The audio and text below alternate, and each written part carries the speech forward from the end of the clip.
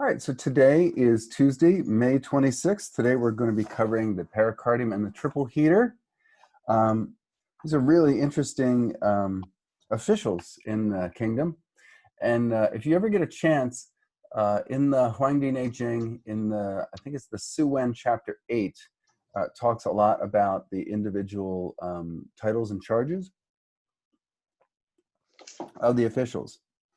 So again, I just want to remind you that the video lectures are not really meant to be like a comprehensive exploration of each of the points. You know, you guys have the notes, you have Deadman. You know, I don't want to belabor a lot of that. So just kind of going over the highlights. And today, especially, like, want to take a little bit more time to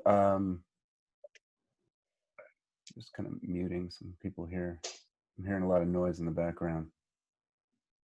Okay. Yeah, there we go. That's better. So today I want to take a little bit more time to just talk about the points a little bit more informally from my own clinical perspective. Okay. All right. Just as a reminder, you know, when I started, I guess it was about maybe like a year in, Worsley came out with his point location textbook, the volume, I think it was volume 1, Meridians and Points. But in the beginning, we had to draw our own, we had to almost make like our own point location book where we would draw the trajectories of the meridians. And that was really helpful. And I know you guys like have a lot of work to do. I get it. You know, I know the courses that you're taking, it's a lot.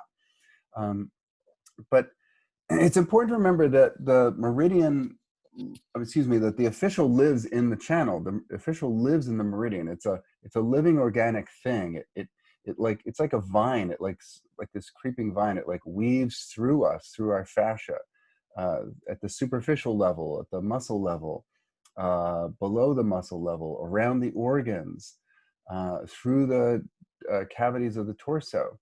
And so it's important to remember that in a way, the meridian, the pathways of the official and the official are kind of like the same thing.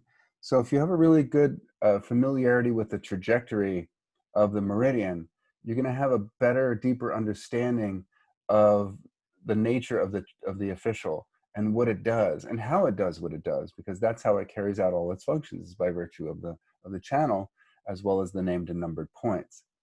So I would really recommend that, like, maybe even after you graduate, you know, when you have a little bit more time on your hands, you know, you're probably not going to, unless you get hired by a company or somebody, you're going to have probably a little more time on your hands. So I would really recommend maybe even practicing drawing out the pathways or writing them out, or really getting a good visual understanding of where they go, because that helps you understand how they do what they do. All right, so today we're going to go over the pericardium official very briefly in terms of the body, mind, spirit functions and aspects. Then we're going to go over the pericardium points. Then we're going to go over the triple heater, the body, mind, spirit functions, as well as the points. Any questions before we get rolling?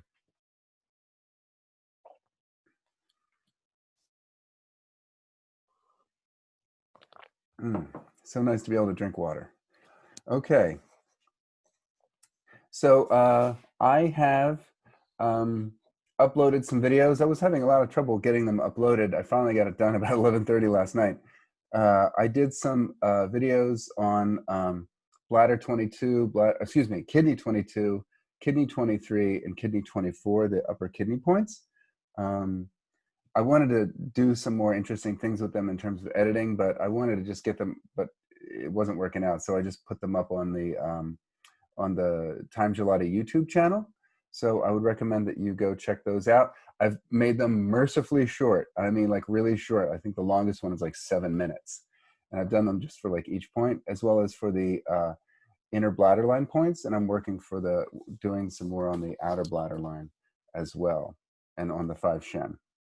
And then I think it'll be either later today or tomorrow, I will post the final version of the midterm exam, which is going to be very simple. It's open book, right? You're basically just writing out the answers to the questions. This is really more for your learning.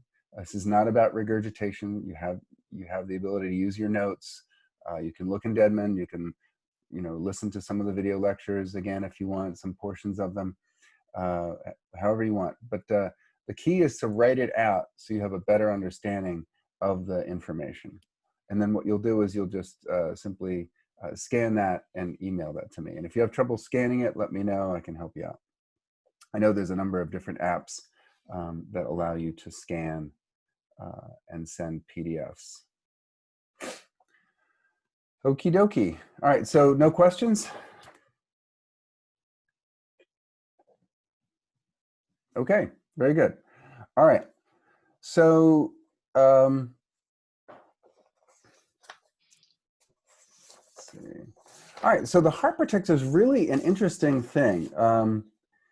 On a body level, there's really no corresponding Western physical organ per se, so it could be understood to be like the pericardium muscle that surrounds or protects the empty spaces of the heart, and that's like the atria and the ventricles.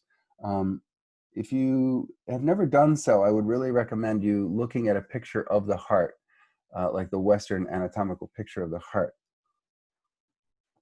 It's quite fascinating how the heart and the lungs work so closely together, right?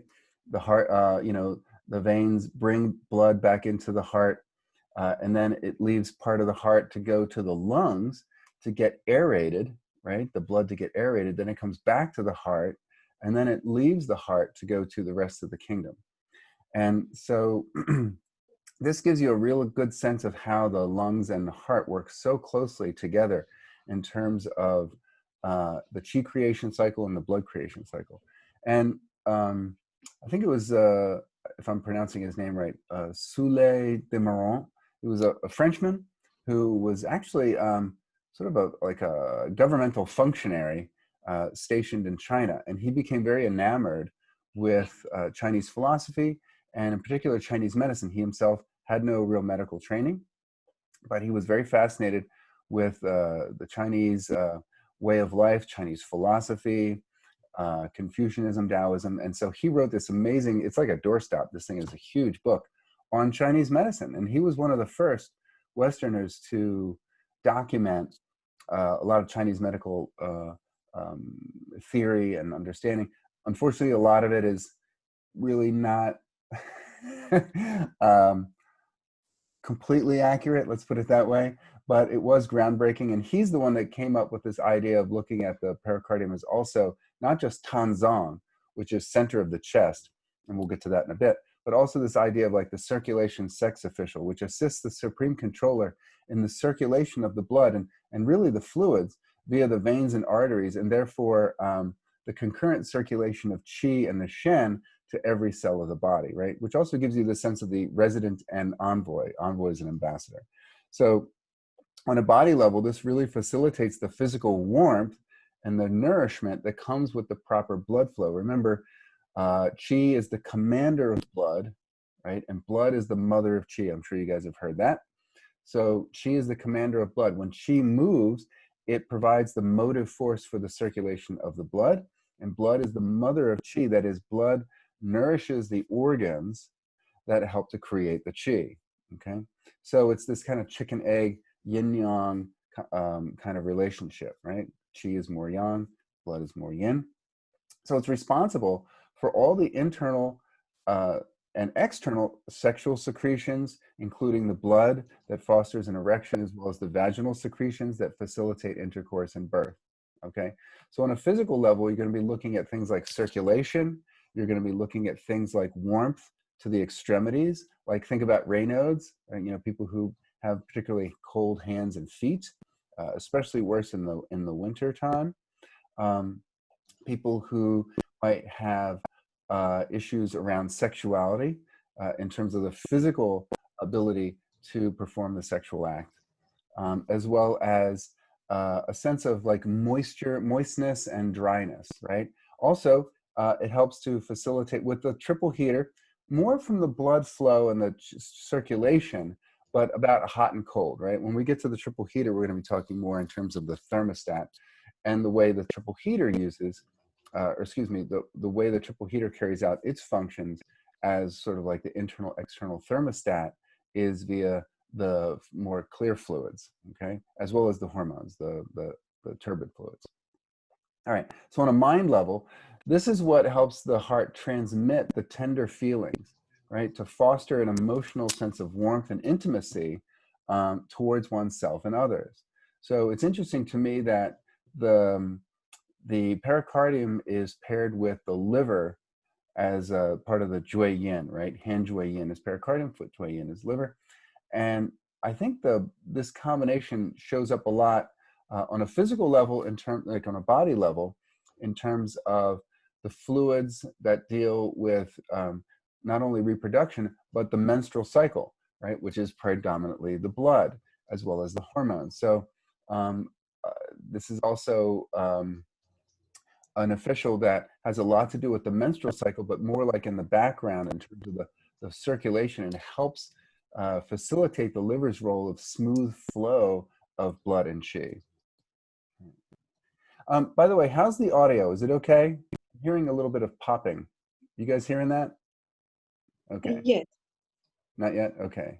All right. It's like that old movie. Is that noise in my head bothering you? All right.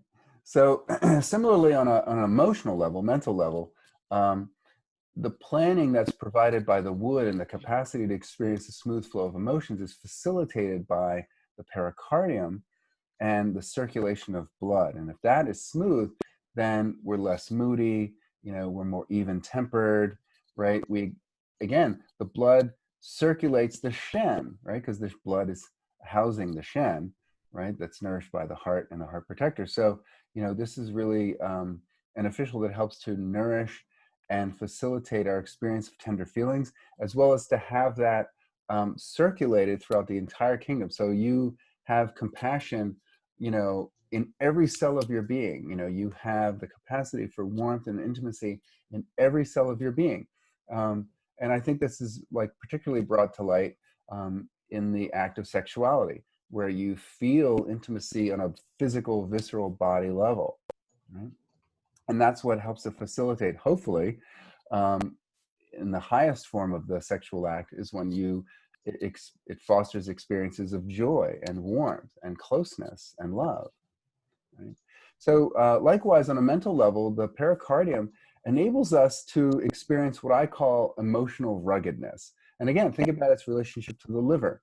The liver is a capacity to facilitate smooth flow of qi and blood on a physical as well as emotional level. So this is what gives us a sense of like emotional ruggedness. We can kind of, again, the blood helps us to take the blows of life with comfort and grace, right? It's like it kind of fills us up, it plumps us up, it makes us full. So the blows of life can just kind of bounce off us, right? They don't, it doesn't, because if we're very blood deficient, right? Imagine like you have like this sort of like fluid, which we are, like this giant fluid filled sac, right? And imagine the waters and the fluids receding, leaving all this like empty space at the surface, which allows us to be violated or to feel violated and penetrated on an emotional level, right? So people who are very sensitive to criticism, people who are very sensitive to or perceiving a lot of personal attack. Again, wood takes things very personally, right? So imagine like taking a lot of what people say and do to heart, imagining a lot of slights and insults that keep one disconnected from others, or not appreciated, or not experiencing tender feelings from others. This often can be a sign of blood deficiency, right? So as I mentioned before, this also empowers our mental and emotional experiences of sexual arousal, right? So in partnership with the triple heater, it also helps us to recognize when it's safe and when it's not safe to share intimate details with others, right? So intimacy, like into me, you see, right? Intimacy is fostered by openness, right? So people who are not very open, people who are very closed, people who are very secretive, it's hard to experience a sense of intimacy with people like that. They feel very hidden. They're not seen. Likewise, we may hold ourselves back from being seen. And while that may be helpful in terms of your experience of feeling protected and strong, unfortunately, it's not going to allow you to experience a lot of warmth that penetrates from others. So over time, people will start to feel like even more disconnected, and they'll think it's coming from outside, and it's actually coming from ourselves. And so that again creates this cycle of retreat and hiddenness and vulnerability, and retreat and hiddenness and vulnerability, and so on and so forth, which leaves us feeling lonely, which for fire CF is just the worst. All right, so on a spirit level, it governs the access to the inner core of our heart through an experience of intimacy by recognizing the internal and external signs that the heart is safe from harm, and that allows us to open and receive others into our heart, right? And so the pericardium, along with the triple heater, manages the opening and closing of what's known as the inner frontier gate, right? That's the gate, the psychological gate. And if you think about it, almost like the valves in the heart between the atria and the ventricles that protect the heart from that which is injurious, right? So counterflow chi and blood flow through the heart can be devastating, right? Think about the what's that mitral valve, right? Mitral valve prolapse, right? Maybe someone's heart has taken an enormous amount of abuse or perceived abuse from others or from the world or from ourselves. Oftentimes we're very harsh and judgmental, right? The gallbladder is paired with the liver is aligned with the pericardium. So a lot of times that judgment seeps in, excuse me. Right? So this manages the pericardium, manages the opening and closing of the inner frontier gate that protects our heart from abuse, and it helps us to open to others that we deem trustworthy. All right, any questions about any of that?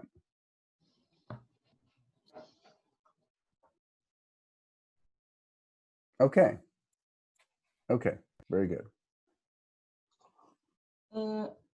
Yes.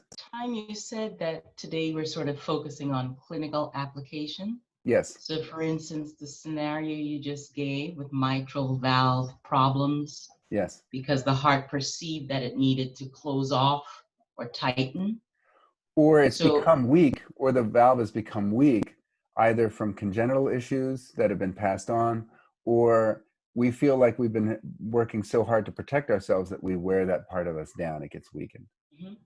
So what I wanted to ask is, in your experience as an acupuncturist, have you had an experience where one of your patients came to you and explained or disclosed a Western diagnosis, an actual diagnosis, and then came to you because of dissatisfaction with the options offered that way? Not for mitral valve prolapse specifically, but certainly for heart problems. Mm-hmm. Angina, weak heart, erratic heartbeats, high blood pressure, things like that.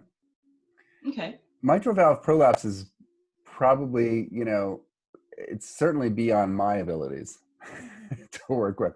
But what I can do is facilitate a person to do the inner work, to look at what they perceive as abusive to their heart, damaging to their heart, or maybe pictures, illusionary pictures about their own state of ruggedness or weakness.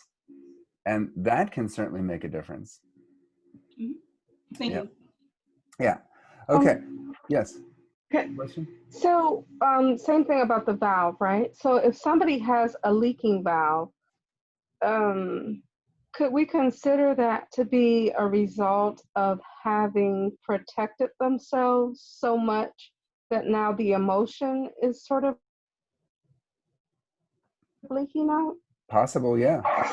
Right? Okay. I mean, as above, so below. So you've got this continuum of subtlety, right? And density. So you've got the spirit, the mind, the body, and things transmit from one to the other. You could have a spirit level issue that eventually affects your thinking and your physical body, or you could have an issue on a physical level that eventually affects your mind, your emotions, and then eventually your spirit. Okay. Yeah. Thank you. Mm-hmm. Excuse me. Okay, so all right.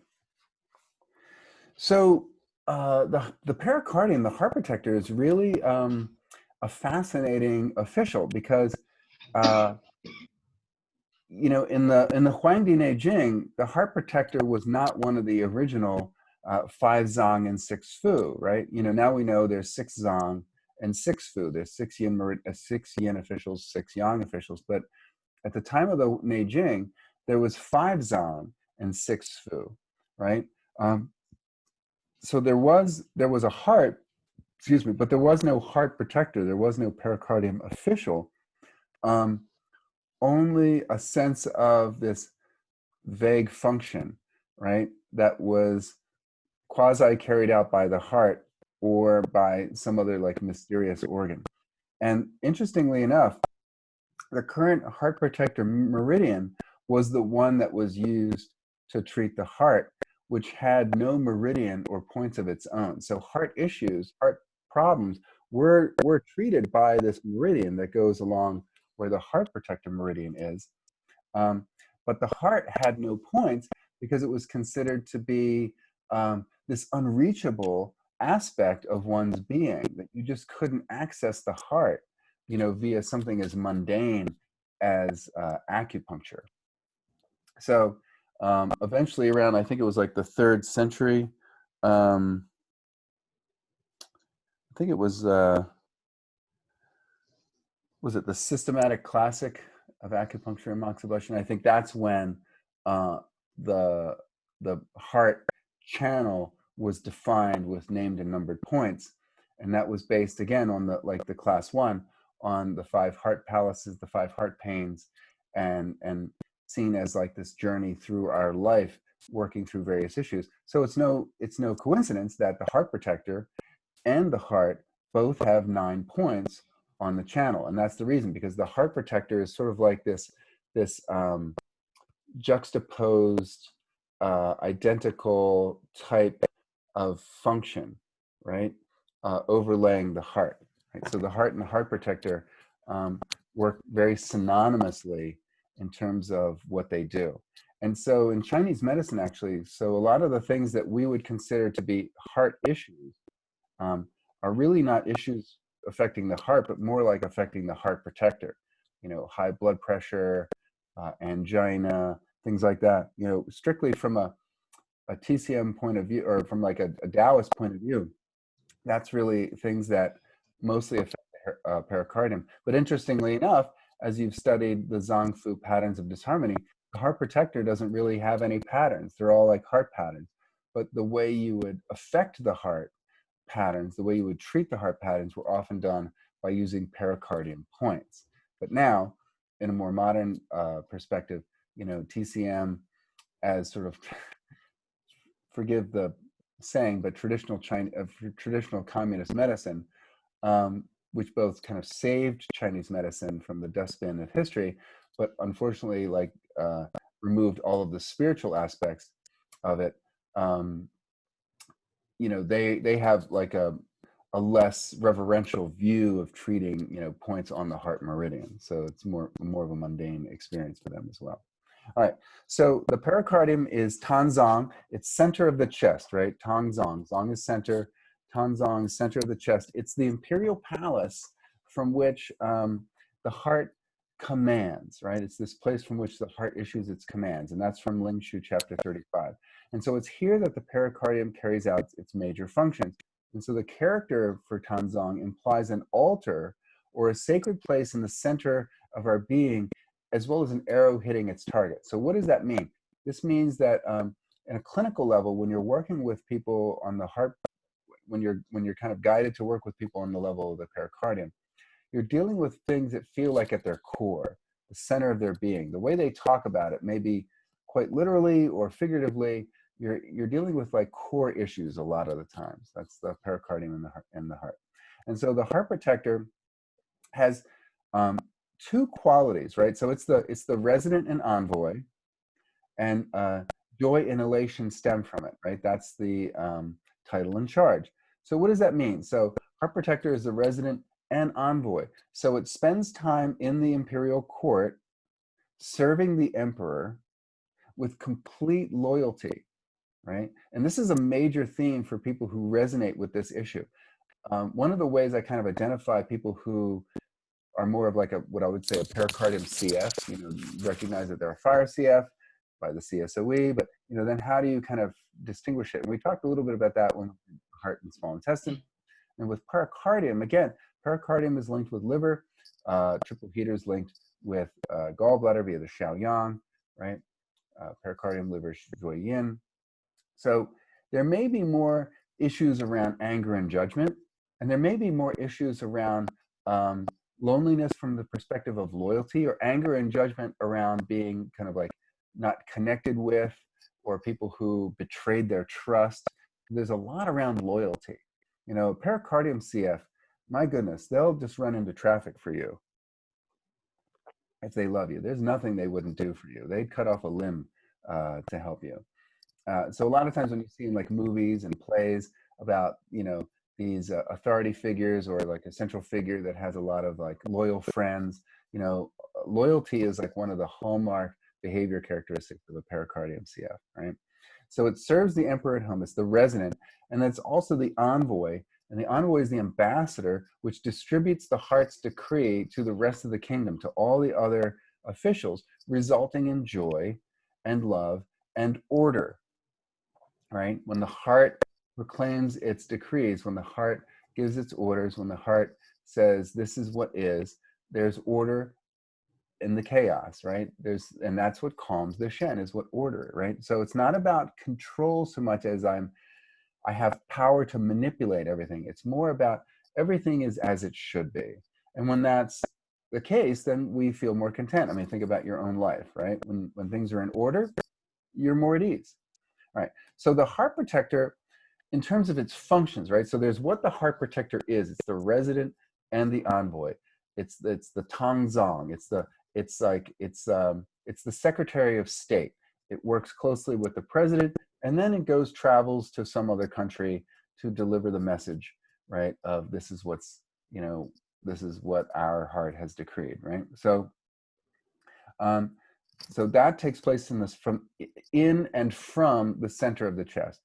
But it basically has two functional aspects, and it can be understood in two ways. And when you think about this, I want you to think about it in terms of clinical realities as well. And we'll talk about this in terms of the points, which is there's the Xin Shu, right? Xin is heart, Xin.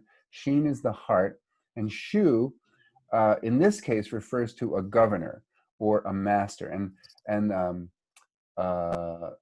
what's her name? Rashat, Elizabeth Rashat de Valet, who's also coming, I believe. I don't know if it's October or maybe even before then.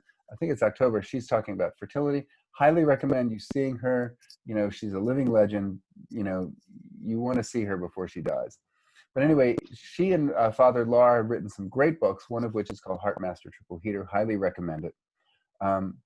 So the Xin Shu is the heart master or heart governor, through which the heart commands or governs. So it gives you this sense. It's like almost like not quite the mouthpiece, but the official face of the heart, because the heart is hidden deep within the Forbidden City, inside the palace, inside the throne room, behind a screen on the chrysanthemum throne. You don't see the emperor. You don't oftentimes even hear the emperor, right? It's like in Goodfellas, you have this one mobster who's, Paulie. You never see him issue orders, right? Somebody like leans in, he whispers to them, and then the other guy runs off and then communicates what his wishes were. It's sort of like that, only benevolent. Right. So this is the envoy or ambassador aspect of the pericardium, right? You don't want your heart to be a mob boss. You really don't. It doesn't work out well. I've met people like that. It's not good. So anyway, Shu refers to the master or the overlord, something that governs actively. It's not philosophical, right? So the heart is the sovereign, and that's why the pericardium and triple heater, or pericardium excuse me, the heart and small intestine are seen as the sovereign fire, right? This is the fire that comes from the heart. The pericardium, therefore, is the auxiliary fire or the ministerial fire, right? That's the pericardium triple heater, right?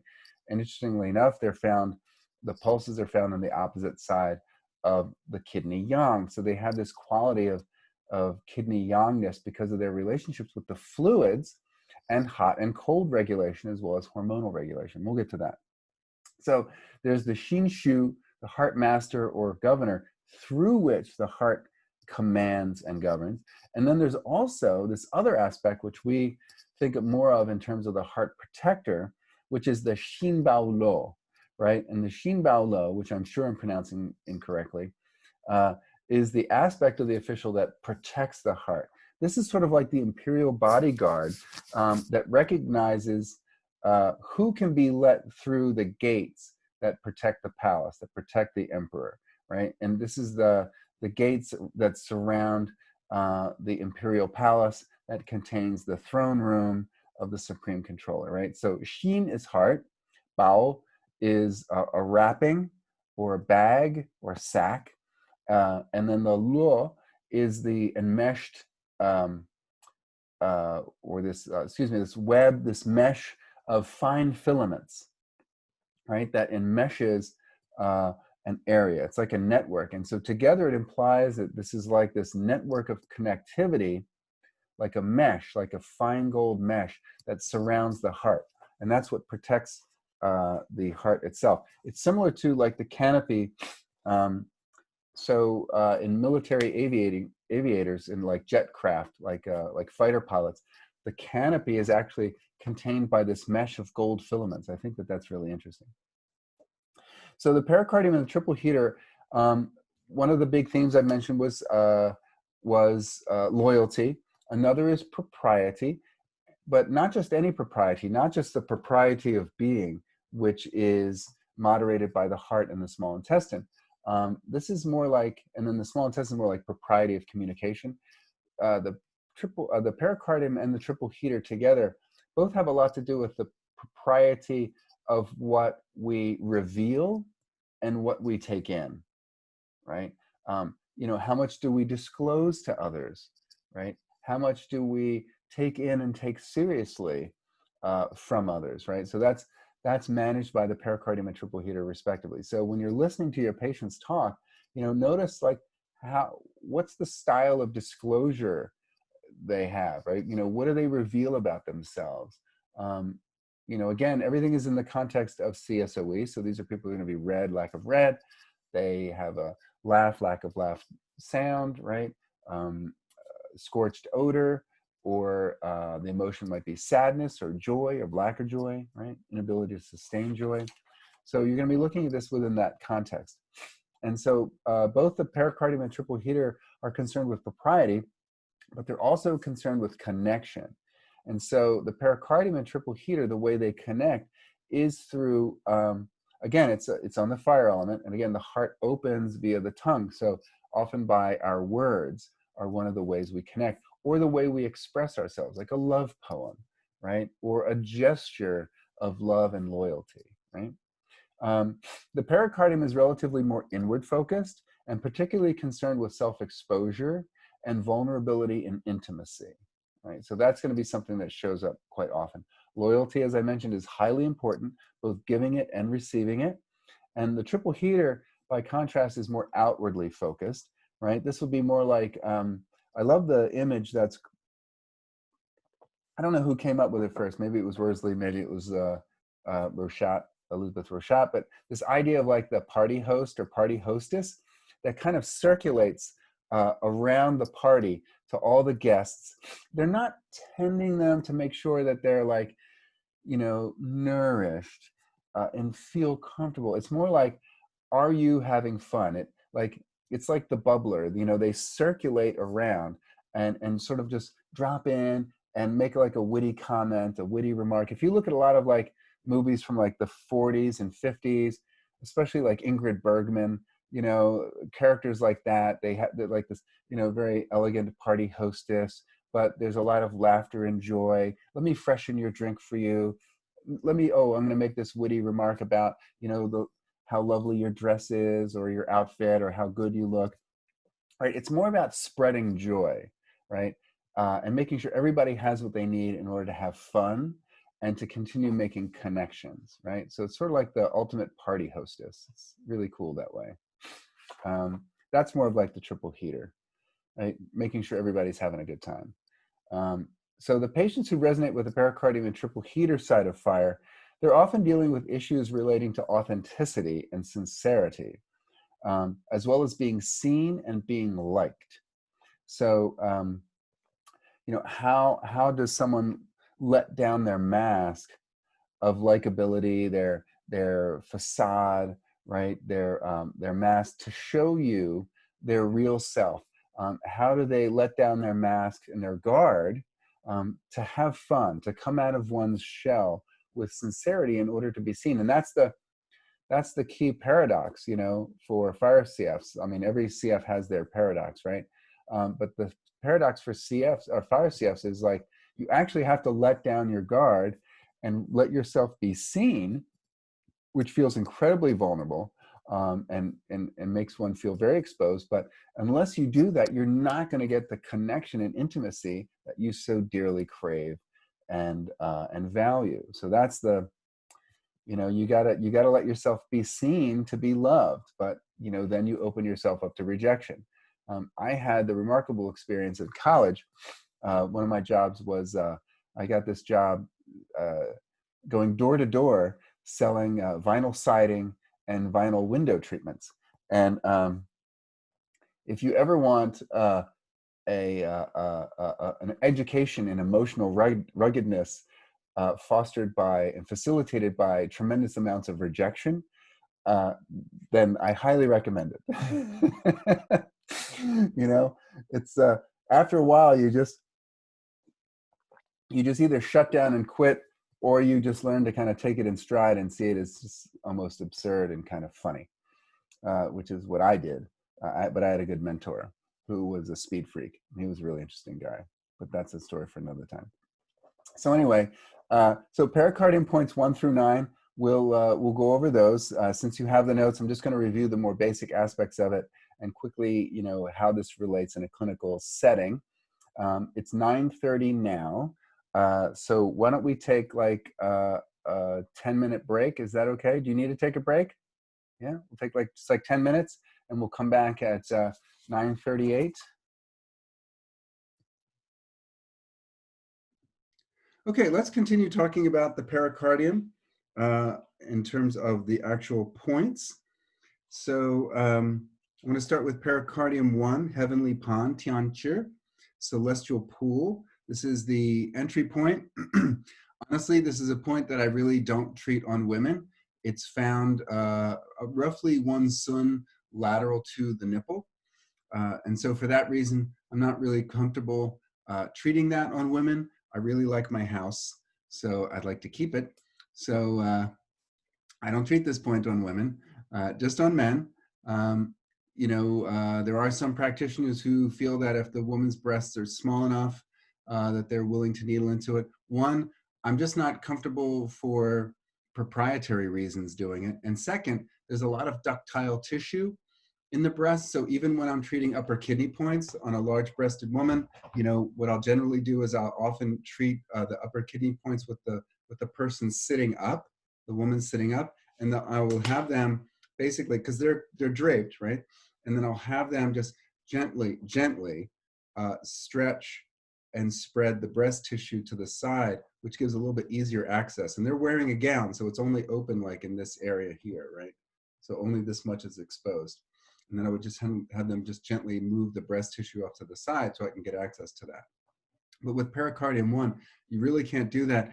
And there's just so much ductile tissue in the breast tissue. I'm just not really comfortable needling into that, even if it's very superficial. So this is really just a point that I treat generally on men.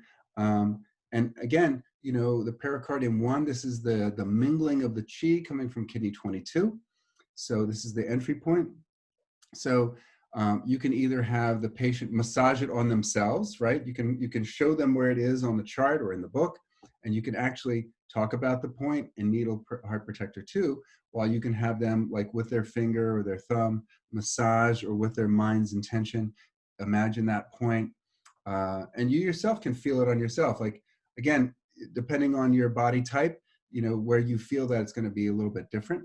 And actually, what I would encourage, which I kind of neglected to mention in earlier classes, is as we're going through the points, you know, maybe locate and massage the point on yourself as we're covering these. So pericardium 1 has a lot to do with moving out of this place of fear into the light, moving out of the darkness into the light, right? It's a heavenly pond. So ponds are areas that are quiet, contemplative, very peaceful, right? So this is connecting the part of us that is able to connect with our inner satisfaction, our inner contentment. It gives us the sort of the willingness to be vulnerable and love again. You know, some people, they can't imagine ever being in another relationship, can't imagine falling in love again. And so I often use this as in terms of pericardium 2 as well. Both of these have a very similar function in terms of their capacity to inspire us, give us the sense of emotional ruggedness and courage to engage with people in an intimate way. And that doesn't necessarily have to be in a romantic relationship. It could be in terms of friendships, right? Maybe you've had been burned by friends or family, and you know, you don't feel willing, much less able, to open up and be vulnerable again. So this is these points are also very invigorating for the shui. Pericardium 2 is also said to invigorate the shui in a way which also helps facilitate lactation. And interestingly enough, in Chinese medicine, mother's milk is actually one manifestation of the shui blood. I think that that's really interesting. If you think about like the milk of human kindness, right? Mother's milk, how nourishing that is, right? As well as for the immune system, right? So it's not just food. Like there's a whole process psychologically, emotionally, spiritually that comes from nursing a child with this, you know, shui-like milk, right? And so in a way, these 2 points have a lot to do with kind of reconnecting with that quality of being, feeling nourished, feeling safe. Ideally, you'd have a mother that would help you feel safe and held and contained and deeply loved, right? There's nothing that the person has to do. You just are loved, you are loving. So this helps people foster more of a sense of benevolence and kindness and compassion towards oneself as well as others, right? So that's often how I use this point. On a physical level, pericardium 1 and 2 certainly have a lot to do with heart pains, heart disorders. So if somebody comes in with actual like heart disorders, heart pains, obviously you want to differentiate if that's a red flag or not, whether need you call 911. But most of the time, you know, chest pains are not a life-threatening emergency in the moment. So this has a lot to do with one's heart chi. So these are really great points to foster and facilitate the heart chi and the movement of heart chi through not just the chest, but also if you think about like if you went right through the heart to the back and the inside of the shoulder blade, there's a lot of like subscapularis muscles involved there, as well as even part of the latissimus. So people may actually experience shoulder or arm pain, shoulder blade pain, arm pain, or a sense of fullness, right? The chi is getting stuck in the chest. So this is really good for pain, pressure, discomfort, that people sort of feel like this kind of like deep sense of like something's not right. You know, pericardium 1, pericardium 2, really good for that. Right? All right, so pericardium 3, crooked marsh, right? So that's right here in the cubital fossa. Let's see, so it's gonna be right about in there. Oh yeah, you can feel that, right? Great point.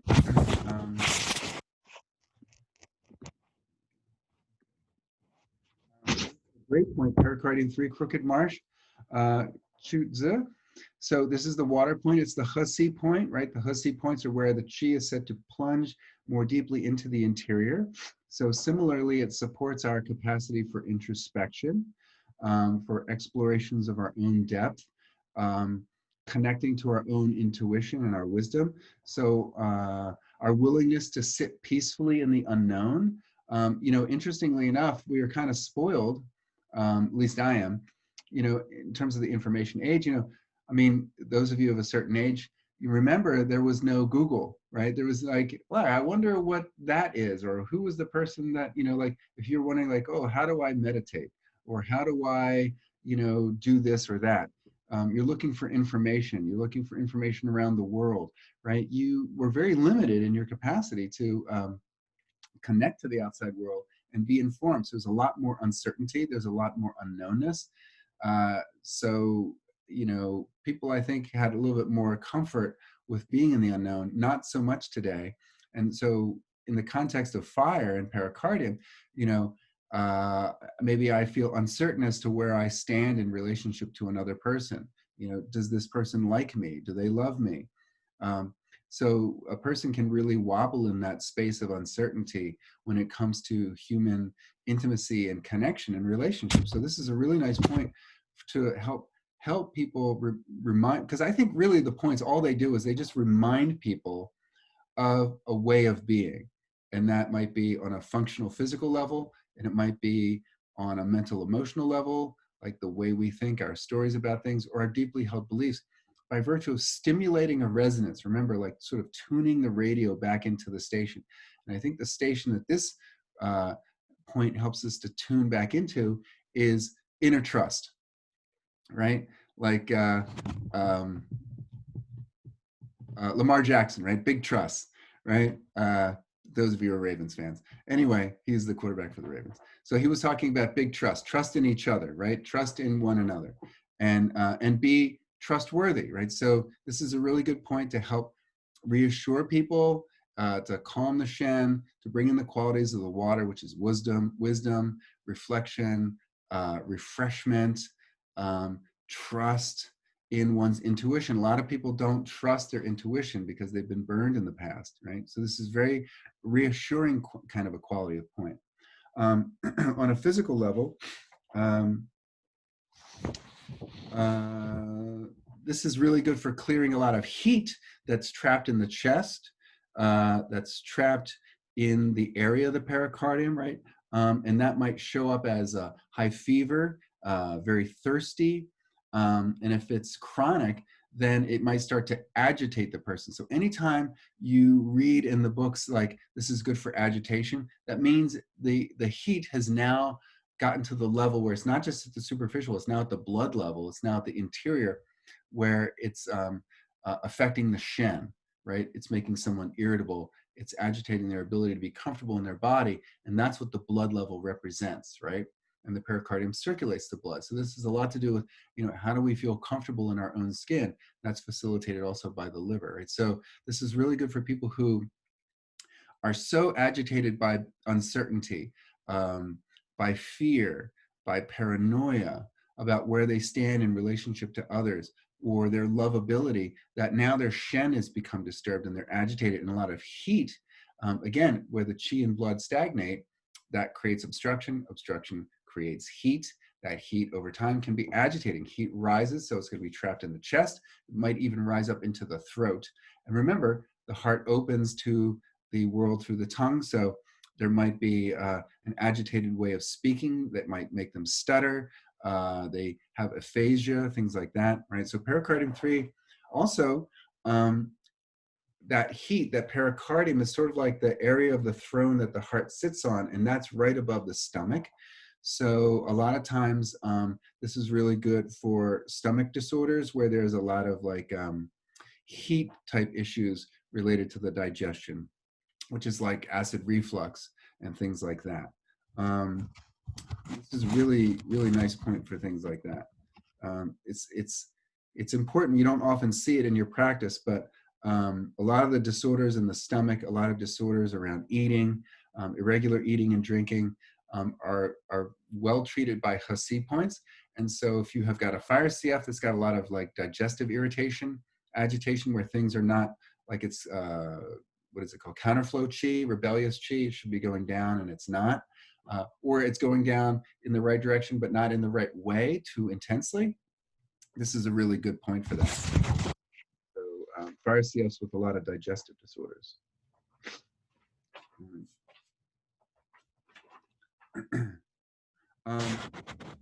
Pericardium 4, gate of chi reserve. Such a good point. This is a chi cleft point.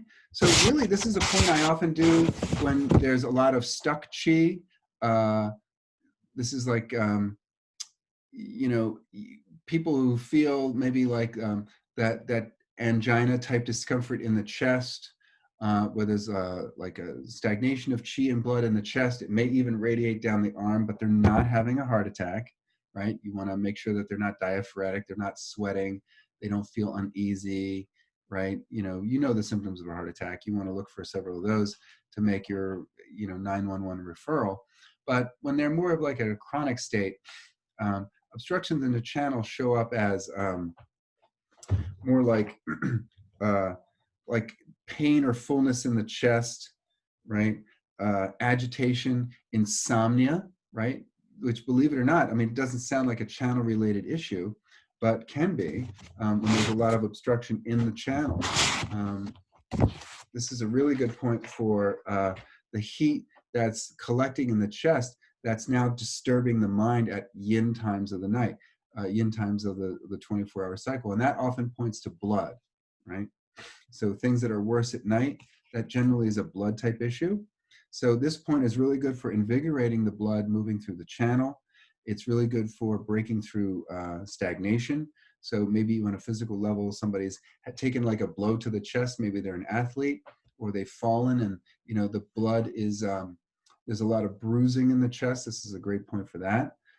So it's really good for acute conditions. All chi cleft points really good for acute conditions, especially those involving pain. So yeah, so maybe people that like have poor circulation or clotting or extra thick blood. This is a really good point for them. Okay, so this is also by virtue of helping to move things, it's also very nourishing. And so one of the things that shows up when there's not much smooth flow of heart chi and heart blood is there tends to be a lot of agitation. People can almost swing between kind of depressed and manic. So that's a really good point for them.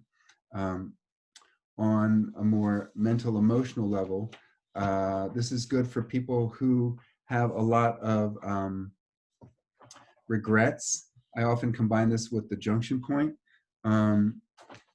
People who are kind of stuck in the past, like a past relationship that either went really well and maybe somebody else ended the relationship, so they're pining away in that way, or maybe in their upset in the moment, they did something to break the connection on an emotional level with somebody, and then somebody leaves your sphere of interaction, your sphere of intimacy, and then there's that sort of loss, which can also occur like from heartbreak, from betrayal, right? So if you think about heartbreak, there's some kind of break in one's mind or system that creates some kind of stagnation. They're not able to move smoothly through the present into the future. They're stuck in the past, this past betrayal, this past hurt. So this is a really nice point. I often combine this with the outer bladder line point, bladder 43 in terms of Deadman, 38 in terms of Worsley. And sometimes I will also combine it with either triple heater 7, the chi cleft point on triple heater, to help people break from that break, right? To move on, to keep flowing through life, right? Because the heart's about being present in the moment. All right, so pericardium 5, fantastic point, intermediate messenger, or the intermediary courier, right? This is an allusion to the pericardium's role as the ambassador. This is the metal point, right? So the Jianshi, right? We're talking about an interval. We're talking about a space or a place that's between one thing and another thing, right? So this is also the Jing River point. And like many metal and Jing River points, this is really good for disharmonies that affect the voice. So if you've got a fire CF that's having a lot of throat issues, that's interfering with their capacity to breathe, that's interfering with the capacity of their strength of voice, right? So when I mean voice, it's like, you know, some people come in, there's a lot of wheezing, their voice just feels weak. It doesn't feel like there's a lot of lung qi behind their voice. You can combine this with lung 8, which is the metal point within the lung, as well as maybe like lung 8 and large intestine 1 or large intestine 4, along with this point and maybe the metal point, triple heater 1, or the source point, to help empower the qi of the chest and the throat to move the voice so we can speak what our heart wants us to speak, right? It's a really nice point in that way to help us also cool things down, right? Metal tonifies water, and metal itself is also very cooling. So, you know, a person's running very hot. They're, you know, valiantly trying to connect with everybody and everyone. I remember being in a coffee shop at one point, and there was this guy in there, and he's definitely like Joy Yin kind of character. He was really being aggressive with his friendliness, and then he would almost get kind of like mildly sarcastic and teasing, but it didn't feel very comfortable. Like if people didn't really want to talk, I'm not, there's some days where I'm like in my own space and I don't really want to connect with people conversationally that I don't know. And it's not because I don't love them or I feel, you know, rude, but it's just like I'm in my own space and I really like just being in my own space and I don't really want to chat, right? Which is, to me, like there are times when a superficial chatting conversation is wonderful and very heartwarming, but at this moment I wasn't. And also the woman that was like near me, like we just didn't really want to talk, and he got kind of like irritated. Like he was just like, hello, like, I guess no friendliness here. And I'm like, okay, that you need pericardium 5. You need to settle down. You need to reel this back in. Like you're not recognizing like valuable connection where it's possible. Like this is not really appropriate, right? And then like the guy got kind of like cold and brittle, right? So you know, this is really good for people who habitually engage in relationships that end up being very toxic, right? Because the mind seeks the familiar. So maybe they're looking for something that they had before, even though what they had before was toxic and it sucked and it didn't really nourish them. But, you know, we seek the familiar, unfortunately, right? So, you know, at some point you realize, oh my God, like I've been dating the same person over and over and over again, but I am the one person who's at the scene of every crime, right? It's like, okay, maybe it's not the other person, right? Maybe it's me. Maybe I'm recognizing what's exciting and passionate, but not really something that's going to be valuable to nourishing and soothing my heart, right?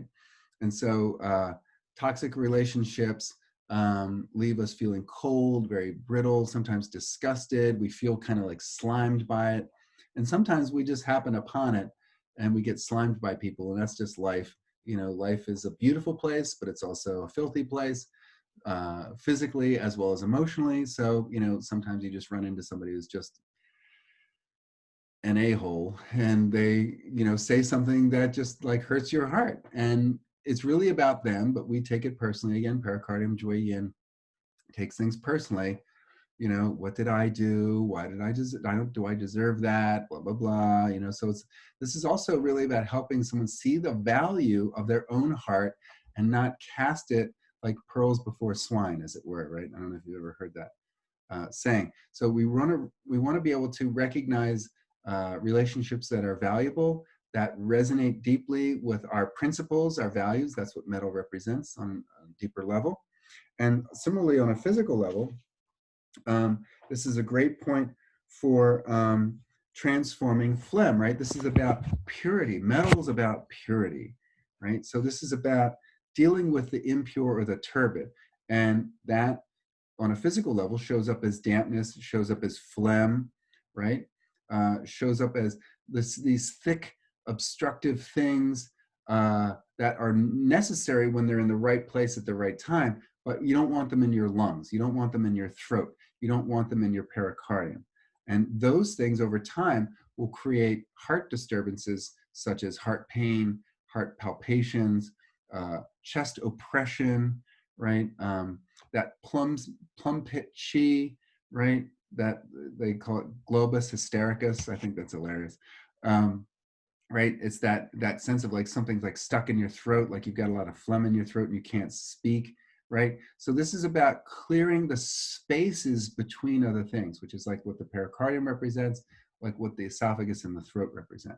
So this is a really key point for transforming phlegm in the upper jiao, where the pericardium works, and predominantly in the heart. So fullness in the heart, physically and emotionally, right? So also, the dampness and the phlegm can obstruct the smooth flow of qi, right? Jui yin partnered with the liver, the smooth flow of qi. So oftentimes you'll feel, the patient feels a constriction either in the throat or in the diaphragm, right? So the area is just above the pericardium, the throat, the lower part of the throat, or just below the pericardium, which is in the area of the diaphragm, which is also under the auspices of the liver. So a lot of liver qi stagnation. That's based on emotional issues of, poor quality relationships, people like working very hard to make connections, right? Over time, dampness can accumulate, physically as well as emotional dampness, feeling stuck, feeling drained, right? Feeling heavy, feeling obtunded. And so this is a really fantastic point to create more clarity in that space of the throat and the chest. Okay, pericardium 6, inner frontier gate, probably one of the pericardium points that I do most often, right? So this is about a hand, I have 3 fingers. Yeah, there we go. 3 fingers from the wrist, so it's right about in here, right in between those 2 tendons. Great point, it's the junction point, the low point, ne guan. Ne guan, it's not ne men, it's ne guan. And a guan is a passage. So a men is a gate. That's more like the gate to your property or your front door, which is a barrier between the exterior and the interior. This is ne guan, and that's a passage. That would be like the door between your bedroom and the rest of the house, or the bathroom and the rest of the house, or from one hallway to another. This is an interior gate, right? This is a passageway in the interior, right? And so we're not at like the triple heater level, right? We're not at the small intestine level. We're at the pericardium level. We're inside the palace where the supreme sovereign lives, right?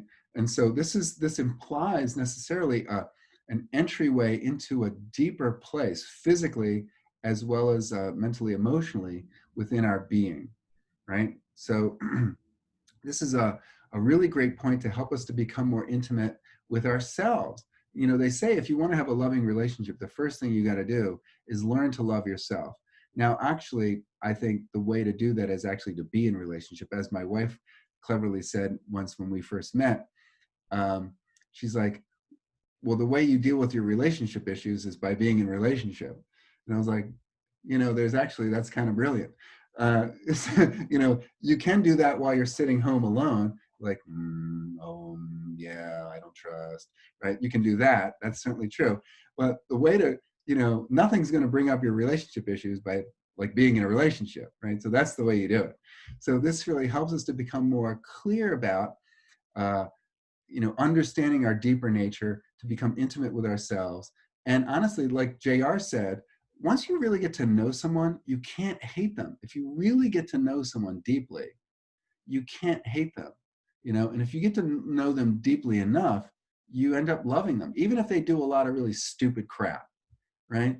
Think about like, maybe like one of your relatives or a sibling or a cousin, they're always doing something really stupid, they're in and out of jail, but but you know, you get to know them deep down. You see like what's motivating them, and it's like, okay, they're not evil, they're just misguided, right? So, you know, it's having that same attitude to ourselves, not letting us off the hook, but becoming like really loving and compassionate with ourselves and being tender and merciful with ourselves. So this is really good in conjunction with triple heater 5, because what this does is and you can also bleed this point as a junction point. What this helps to do is create a vent to the exterior when we've been building and holding a lot of stuff inside, holding in a lot of feelings. We don't want to let it out. We don't want to speak it because we don't want to rock the boat, which then it might make people upset at us. And then they might withdraw from us or disconnect from us. And that's painful for a fire CF, you know, to be rejected in that way or to be ignored or devalued, right? That's very painful for a lot of fire CFs. So this really helps to vent out the heart pains, the things that weigh on our heart mind, right? To vent that out to the exterior and to clear and release that heat. And one of the best ways is to bleed the point, right? So really good for that. Interestingly enough, so if you image the head, neck, and torso onto the arm, right? So the head, this will be like the head, this would be like the neck, right? This would be the upper jowl, right? This would be like the waist, right? And then you've got the lower jowl and the genital region right here. So if you think about where someone feels seasick, right? That would image like the upper third of the chest, like just above the stomach, really, because that's the way you want to start descending the stomach chi. You don't want to start descending the stomach chi from the bottom of the stomach, right? That's down here. You want to start descending the chi from the top of the stomach as the esophagus, as the throat enters into, like, what is that? Is that the pyloric valve? No, that's lower. Whatever that valve is between the esophagus and the stomach, right? It might be the pylorus, but that's where you want to start. So interestingly enough, this is a point for seasickness, right? And so think about what makes us seasick and unstable, right? The earth is sort of like moved out from under our feet. We can't get our footing, our bearings. So this is people for feeling like very unsure in terms of their relationships. It like literally like a lot of worry about relationships, about themselves in relationship. You know, this is a great point to quiet that down, to vent out pent-up emotions and pent-up feelings, right? Also really good to stimulate blood flow as a low junction point. This is really about the circulation of blood. So shows up really a lot in people with like Raynaud's or people with perpetually hot and cold hands, right? To regulate the movement between the extremities. Let's see, what else? Let's see, I wanted to mention something else. So pericardium 6 is said to unbind the chest and to regulate the heart and to calm the shen and to harmonize the stomach and alleviate nausea and vomiting. And that's for the reasons I mentioned before, right? So again, it unbinds the chest. What does that mean? Or to relax the chest. It promotes qi and blood circulation through an area, right? So you can also combine this with the Xi cleft point for chronic mental emotional issues that leave one very tight-chested, closed off, hidden, sealed away, right?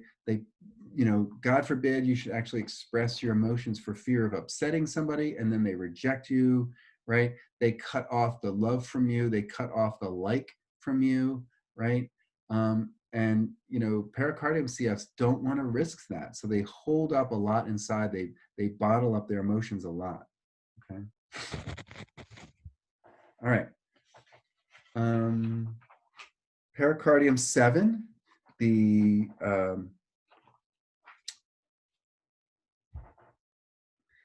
source point right here, okay?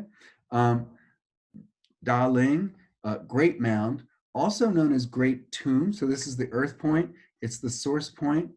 When you sedate it, it's also the sedation point. This to me, like, especially on the yin meridians, but some degree on the yang, the source points really are like the lowest common denominator point. They really tap into every basic quality and virtue on a physical level, on a mental, emotional level, on a spirit level, every basic quality or virtue of the entire official, right? So that's why it's a really nice point to do in the beginning when you're testing CF, because you're really about harmonizing all the aspects. You're really stimulating all of the aspects that are under the domain of that official on all levels. So, there's a lot philosophically written about this point, but honestly, to me, it's very centering, right? So Tanzang is the pericardium, it's the center of the chest. And as the earth point, the earth holds the center, right? Because in the, there's in the 5-element chart where you have the 5 elements in this way, which is a philosophical statement about how chi moves and flows and functions through the body. But you've also got the old style of elements where you have fire at the top, right? Because they put south at the top. Then you had water. So you had fire in the south, water in the north. You had liver, wood in the east, and metal, lung in the west. But in the center, mediating the transitions, you had the earth, right? The earth is what holds all of these 4 movements together. You don't want everything continuously moving away into the periphery. You want the center to be whole. So similarly, on a sort of a seasonal level, you have fire. Maybe, okay, so you have like winter transitioning into spring, transitioning into summer, transitioning into fall, transitioning back into winter, right? And that's the wheel of the year. But the wheel of the year does go through these transitionary phases. So this is really good for creating stability, helping people to hold their center. So on the physical level, that has to do with things that are dealing with the center of the chest, maybe even center of the torso. This is why it's really good for a lot of digestive disorders. It's said to, harmonize the stomach and the intestines. What does that mean, to harmonize the stomach and intestines? It means that the chest is loose and the chi is circulating through the heart and the pericardium, which helps the chest to relax. And then the final aspects of chi and blood creation process can go on smoothly, right? So if that doesn't happen and there's agitation here, right, that prevents the chi from descending smoothly, right? So you may have a lot of digestive upset. And again, this idea of like the pericardium as like the throne also is the throne that the heart sits on, right? That's that area, the Gao Huang, that's between the pericardium or the heart and the diaphragm and the stomach.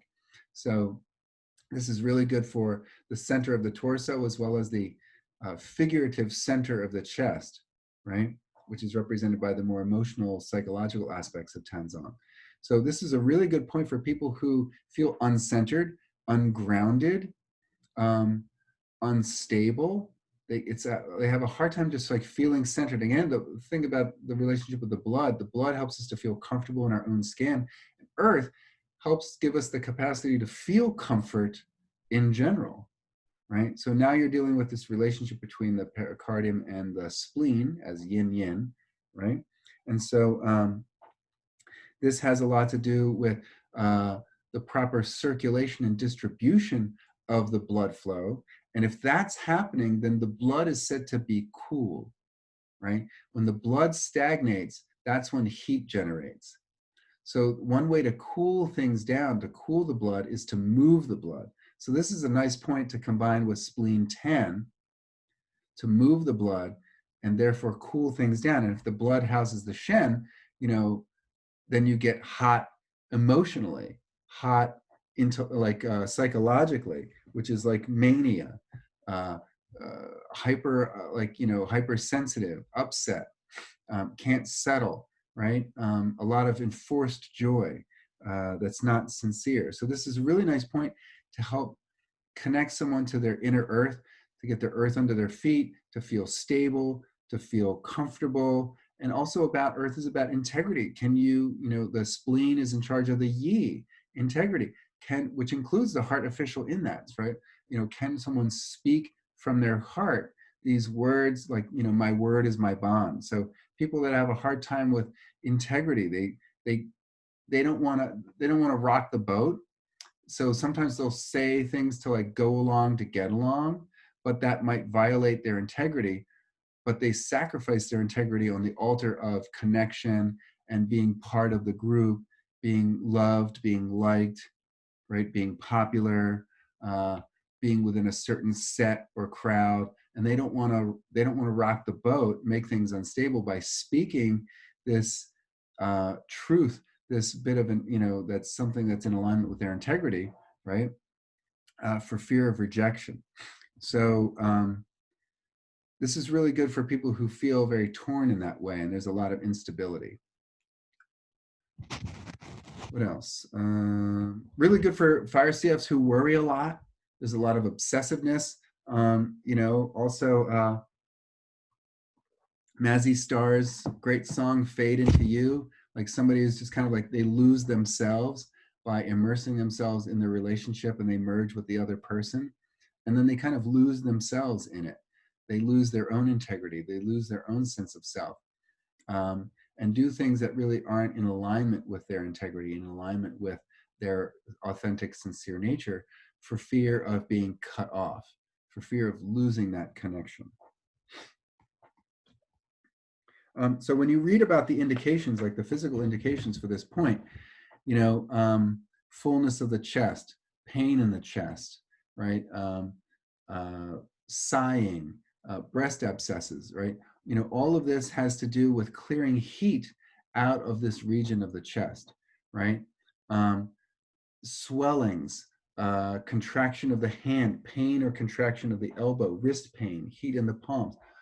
All of this has to do with cooling the blood to allow the blood to circulate more smoothly and more fully, right? So if there's a lot of heat in the nutritive yin level and the blood level, right? That causes a lot of issues in the tendons and the sinews and in the muscles, right?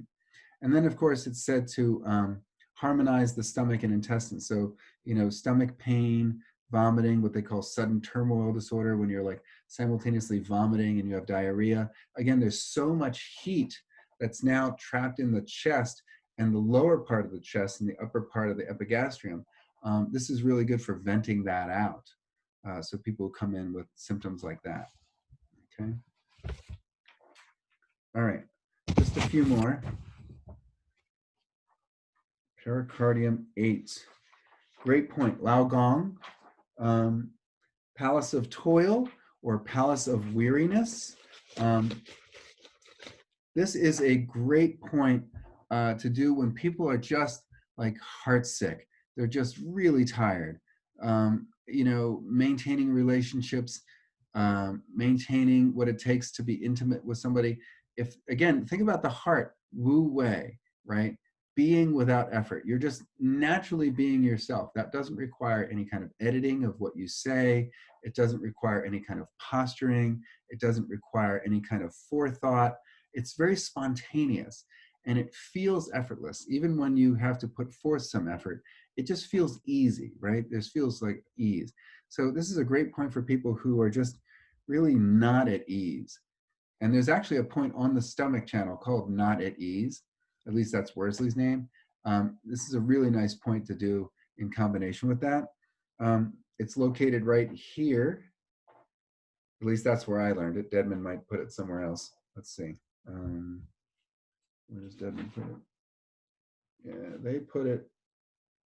Yeah, actually, Dedman, it's interesting. Dedman puts it here between the second and third metacarpals. I, weirdly enough, learned it between the third and the fourth metacarpals. But what you can do is you can palpate, right? So here's the heart line, right? But if you go down, like there's like more towards the lifeline, like in here for Dedman, and then over one for Worsley, you can palpate those 2 points. You can even treat both of them just to be sure, but you'll follow that down to the corner that's formed, that V, by the two metacarpals meeting, and you can feel it in there.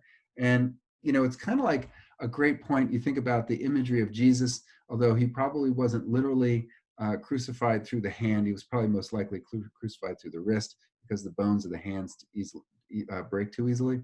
But if you think about like people who have like a kind of like a martyr complex.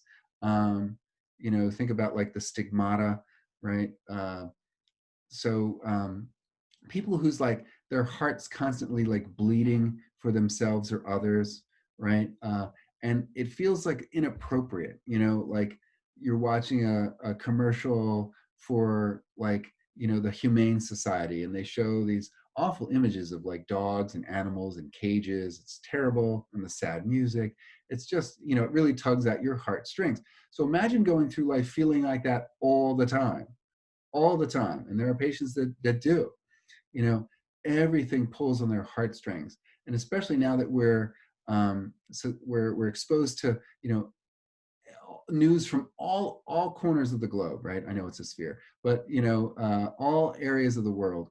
We have access to all of the human misery, you know, what's going on thousands of miles away, or you know, as well as in our hometown. And so people just, their heart is just weary. Their heart is just tired of caring so much, right? So this palace, the palace of weariness, that's the palace that this is the resource, this is where the resources were stored, right? And so this is where you can go, where the heavens representative on earth lived, where you can go and get restored, you can get rejuvenated by the food for your soul, right? This is a place of warmth, of comfort, of nourishment, and support of the highest order, right? So the palaces were like where a lot of the resources of various types were stored, and where the God's representative on earth, the emperor, lived. So this is really great. Like JR said, this is really good for a tired and weary soul who are in need of sanctuary.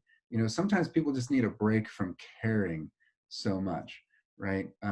And so that shows up as a lot of heat signs, a very red tongue, especially red at the tip. Maybe people get a lot of sores on their tongue or sores on their lip. There's a lot of heart fire, which means there's a lot of mental agitation. But now, like yang has tipped into yin, where there's been so much mania, so much agitation, it's exhausted them. And now they maybe show up as like very depressed, very flat affect, no passion in their voice, no passion or luster in their eyes or their face. They seem very emotionally volatile. So this is a great point for helping people like relax. Or they've got a lot of physical indications of heart heat, right? So this is a great point for any kind of actually heat in the body. Yin spring points are great. This is a yin spring point. So think about heat in the pericardium that maybe is affecting someone's speech, maybe even their handwriting, how they communicate. What else? How else does that show up? It can show up as heart pain. It can show up as palpitations. Maybe even someone who's always kind of like running physically hot, like they're almost like running like 99, 99.5, not quite 100, but there's like, you know, this sense of hot. Their head is hot, their chest is hot. So this is a really good point for cooling the blood and clearing the heat out of the nutritive yin level, the blood level, right? Which also shows up as disturbed Shen. Now, it could be disturbed as mania, or it could be disturbed, you know, this is like more hyperactive, or it could show up as disturbed as someone who's just like, it's tripped into yin and they're more flat. They have a very flat affect, okay? So any type of issue that's like a lot of heat in the chest, that's agitating the heart, that's agitating someone's mood and attitude, really good. And that also, again, shows up as mouth and tongue ulcers, can show up, right? So really good point for that. All right, pericardium 9, rushing into the middle, also known as middle rushing, okay? Now, again, Worsley and Deadman have a different point location. So Deadman puts it like right at the tip of the middle finger, right? Worsley, the way I learned it was on the, sorry, is it? Yeah, here we go. On this part of the middle finger here, like sort of towards the triple heater side, like right there on the nail like just off of the nail bed in that corner there. So you can needle it here or there. And again, remember Jingwell points, great for clearing heat. Now we're at the level of heat where it's like, whew, it's pretty hot, right? But it's still relatively at the exterior, right? So Jingwell points are like, they're really good for acute situations, right? Again, when you get to Lao Gong, the heat has penetrated into the interior. Now it's really stirring some bad stuff up. Now it's really messing with one's internal experience. This is more like I'm being harassed from the outside. This is also the wood point, which therefore makes it the tonification point. But Jingwell points are often bled. And that's because Jingwell points are really good for clearing external pathogenic factors that are harassing the exterior. And in the context of pericardium, this would like be things that are harassing your pericardium, harassing your heart, harassing your calm, harassing your sense of inner peace. Wood resonates with wind on a psychological level, on a life level. Wind represents change. And again, Jingwell's points are done for acute situations more often than not. So sudden acute changes in one's life that one takes to heart, that affects one's relationships. A sudden, like all of a sudden, your spouse comes up to you and says, out of nowhere, like, I want a divorce. Or suddenly, the way someone behaves towards you is very different. They were buddy and now they're really cold and dismissive. Like being, what's that phrase? Ghosted, right? You're texting somebody and someone ghosts you, or you're having an interaction like Facebook or TikTok or whatever, and then all of a sudden, like, somebody ghosts you. Like, that's pericardium 9, right? And you're upset about it. You're not just like, screw it, their loss. You're just like, what's wrong with me, right? This is a really good point for that. Right? So also people who are like, they're going along in this sort of like delusionary state. Like, love can makes us a little bit crazy, and God bless it, right? But really, when you're in love, you are looking through this sort of like Vaseline coated lens of the world, through the lens of compassion and the lens of acceptance and forgiveness. And this is a really good point for people who have a hard time forgiving, people who hold grudges. That's like really in the domain of wood.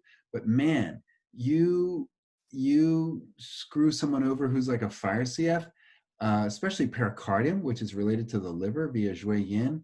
I mean, there are people that are going to like hold a grudge. They're going to hold a grudge like forever. Remember that time, like, you cut in front of me in line, or you said this thing like 18 years ago, right? I mean, it's like Middle Eastern grudge. You know what I mean? Like, yeah, your family crapped on my family in the 8th century, and man, I hate you, right? It's like, right? It's like, world-class grudge. And that grudge, holding on to that anger, that feeling betrayed, that sense of violation, that inhibits the smooth flow of qi and blood through the chest, and therefore the diaphragm. It makes things tight, and we get pissed, and we hold it in, right? And especially if you don't want to rock the boat, right? Like, and you want to keep it to yourself. Like, I just remember, what was his name? I can never remember his name. Totally blanking out in the moment. Garrison Keillor, right? Had that radio show, and he was talking about how, like, the Lutherans, Norwegian Lutherans in his neighborhood, like, you failed to weed, for a few weeks and mow your lawn, and your lawn was kind of crappy, and your house looked kind of a mess. Your neighbors would never say anything to your face. They would just silently, like, just stop talking to you and just suddenly just shun you, and you'd be just left wondering, like, what's going on, right? So this is for people who like fear of confrontation, because you don't want to risk rejection and being cut off and loss of connection, emotional connection, right? Similarly, some people go like way overboard. They take everything to heart so deeply that they are very reactionarily aggressive, right? Like the slightest slight makes them feel deeply violated and betrayed, and they come out swinging, right? So think about the Jing Well points, the type of behavior you see at this level of chi flow is things that are like very sudden, intense, right? Like wind, right? Like the wood, or the metal, like, like all of a sudden, poof, like the guillotine comes down, right? That's on the yang meridians. But this is like someone takes it like really deeply inside, and very suddenly they're very reactive, right? So wind and things that are harassing the exterior have a lot to do with our reactivity, right? So this is really good for people who are very reactive. Um, they just run hot. Their emotions run hot. Their mind and their speech runs very intense. It's very rapid oftentimes. And so wood also has a lot to do with hope and courage in terms of boldness. So this is really good for when people are very suddenly hopeless. Something severe has happened, some sudden change, and they lose hope. They become more desperate. Maybe even on the flip side, on the yin side, become very resigned, right? They've just like, oh my God, all of a sudden you realize your best friend, like I'm just thinking about a classmate of mine actually in acupuncture school. She realized that her husband of like 15 years and the best friend she's had since high school had been carrying on an affair for like 3 years. It was just devastating. How could you not take that personally? She was pissed. And she's a fire CF, and she resonates with pericardium. So there's this back and forth of, was it me? They're an asshole. What did I do? They're the devil. What's wrong with me? Why am I not deserving of more love and, respect and appreciation? And I want to kill them, so they go back and forth between wanting murdering someone in their sleep and wanting to throw yourself at their feet, right? So this is really like, again, I'm using a dramatic example, but on a stepped down level, think about like the things that harass the heart mind, sudden changes, things where we feel suddenly betrayed, uh, blows to our sense of self-esteem. Again, wood, blood, esteem. Our desires, right? So the pericardium distributes the heart's desires to the rest of the kingdom. So maybe desires are very intense, very fiery. So addictions, sexual desires, infatuations. People were always about the excitement and the honeymoon phase of things. The heat of passion, right? When you first start to get to know somebody and like that, intense heat and excitement is there, right? You haven't gotten to the point where you're figuring out, who empties the dishwasher yet, right? Who's going to take out the trash, all the mundane things, right? This is all like young and new and fresh. So this is also a good point for people who are stuck at a very immature level of relationships, or maybe an immature level of ways of being in the world, right? And then on a physical level, this has a lot to do with clearing heat out of the pericardium level, clearing heat out of the chest that's oppressing the heart, wind stroke, right? Pain at the root of the tongue, again, heart opens to the tongue. Stiffness of the tongue, again, think about wind, right? An inability to speak. Like it's hard to, people like have this sudden wind stroke. They're suddenly overcome by something physical, or may have had to deal with some kind of sudden hot experience. Maybe they were like sunstroke, right? Or really horrible sunburn over a great portion of their body. This is really good for clearing the heat out of that level, that superficial level of the sinews. So clearing a lot of heat out of the system, clearing a lot of heat out of the chest, which also can then affect the mind, right? And our sense of consciousness, like the ability to be with it, the ability to be fully present. So this is a really great point to kind of shock people out of their hopelessness, deep resignation, or similarly, they're kind of in this manic phase. So you're like, hey, wake up, snap out of it, right? With authority. And this helps people also like, wake up to their own self-esteem. Hey, why have I been putting up with all this crap for so long? one of my favorite cartoons of all time is this one. I don't know if you can see it, but there's like, you know, all these cows and they're munching away on grass, which is like wood. And then the one cow in the front says, hey, wait a minute, this is grass. We've been eating grass. And he's not like happy about it. He's like, hey, what the hell? Right. And it just sort of reminds me of all the like the crap that we sometimes put up with, you know, for the sake of relationship. Because like, God forbid we lose that relationship and then we kind of lose our sense of self. So this is really good for fire CFs who define themselves by their relationships and get esteem by like being, you know, accepted and in the in crowd, or maybe like, oh, I'm with him or I'm with her or I'm with them. You know, we get our esteem from our relationships, our network of connections, right? People who name drop, right? You know, their ego, they're trying to pump themselves up by virtue of like who they know, right? So imagine on a deep level, that level of connection sort of like giving you like your sense of self, like who you are in relation, who you are is defined by who you are in relationship to someone else, right? So sometimes people need to snap out of that and say, hey, you can stand up on your own 2 feet. It's okay, right? You're better off without them, or you're actually worthy to be in this set, right? Maybe you're used to hanging out with people who are constantly putting you down, or, you know, you're trying to get ahead. It's like, what do you need a high school diploma for? That's for, you know, that's for wannabes. What do you think you're better than everybody else, right? Maybe you've had friends like that who are like, they kind of keep trying to bring you down because they have no self-esteem. And if you try and improve yourself, right, they see that as a threat. Okay, so this is really good for people who define themselves by their relationships.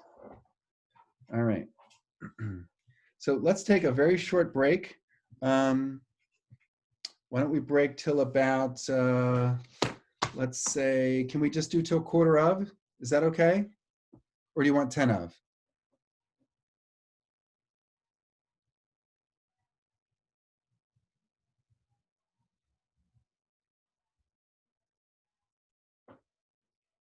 Quarter of? Quarter of. Any opinions? 10 of. We want All 10. right, let's do till 1:15. Let's just do it till about like 8 minutes. So let's talk about the triple heater. Triple heater is such a fascinating official. I have uploaded to the Canvas site an article on the interstitium, which is really interesting. Long story very short, they think that they discovered this sort of extra space within a space near the superficial aspect of the body that is filled with fluids and carries out all the functions that we would normally ascribe to the triple heater. So I think it's really fascinating that, you know, after thousands and thousands of years, they've sort of figured out the triple heater. So please read that. It's really interesting. It's not that long. All right, so the triple heater, you know, it's the Sanjiao. Almost every time you hear about this, they don't call it the 3 heater or the triple heater or the triple burner. It's almost always referred to in literature as the Sanjiao. And I was like, you know, why don't they refer to like the pericardium as the Tanzong, or the, you know, like, why don't they refer to the Chinese names of the other officials, like the Xin for the heart? But I think it's because it's like, it's like even more than the pericardium, it's like, it has less to do with its physicality in terms of a location in a place. It's kind of like everywhere, right? It's like the internet. Where's the internet? Well, it's everywhere, right? It connects everything through this web of connectivity. And the way it does that is through the fluids. And so it's the san jiao. So san means 3, and jiao refers to a bird that's being cooked, right? It also can refer to something being scorched or burned.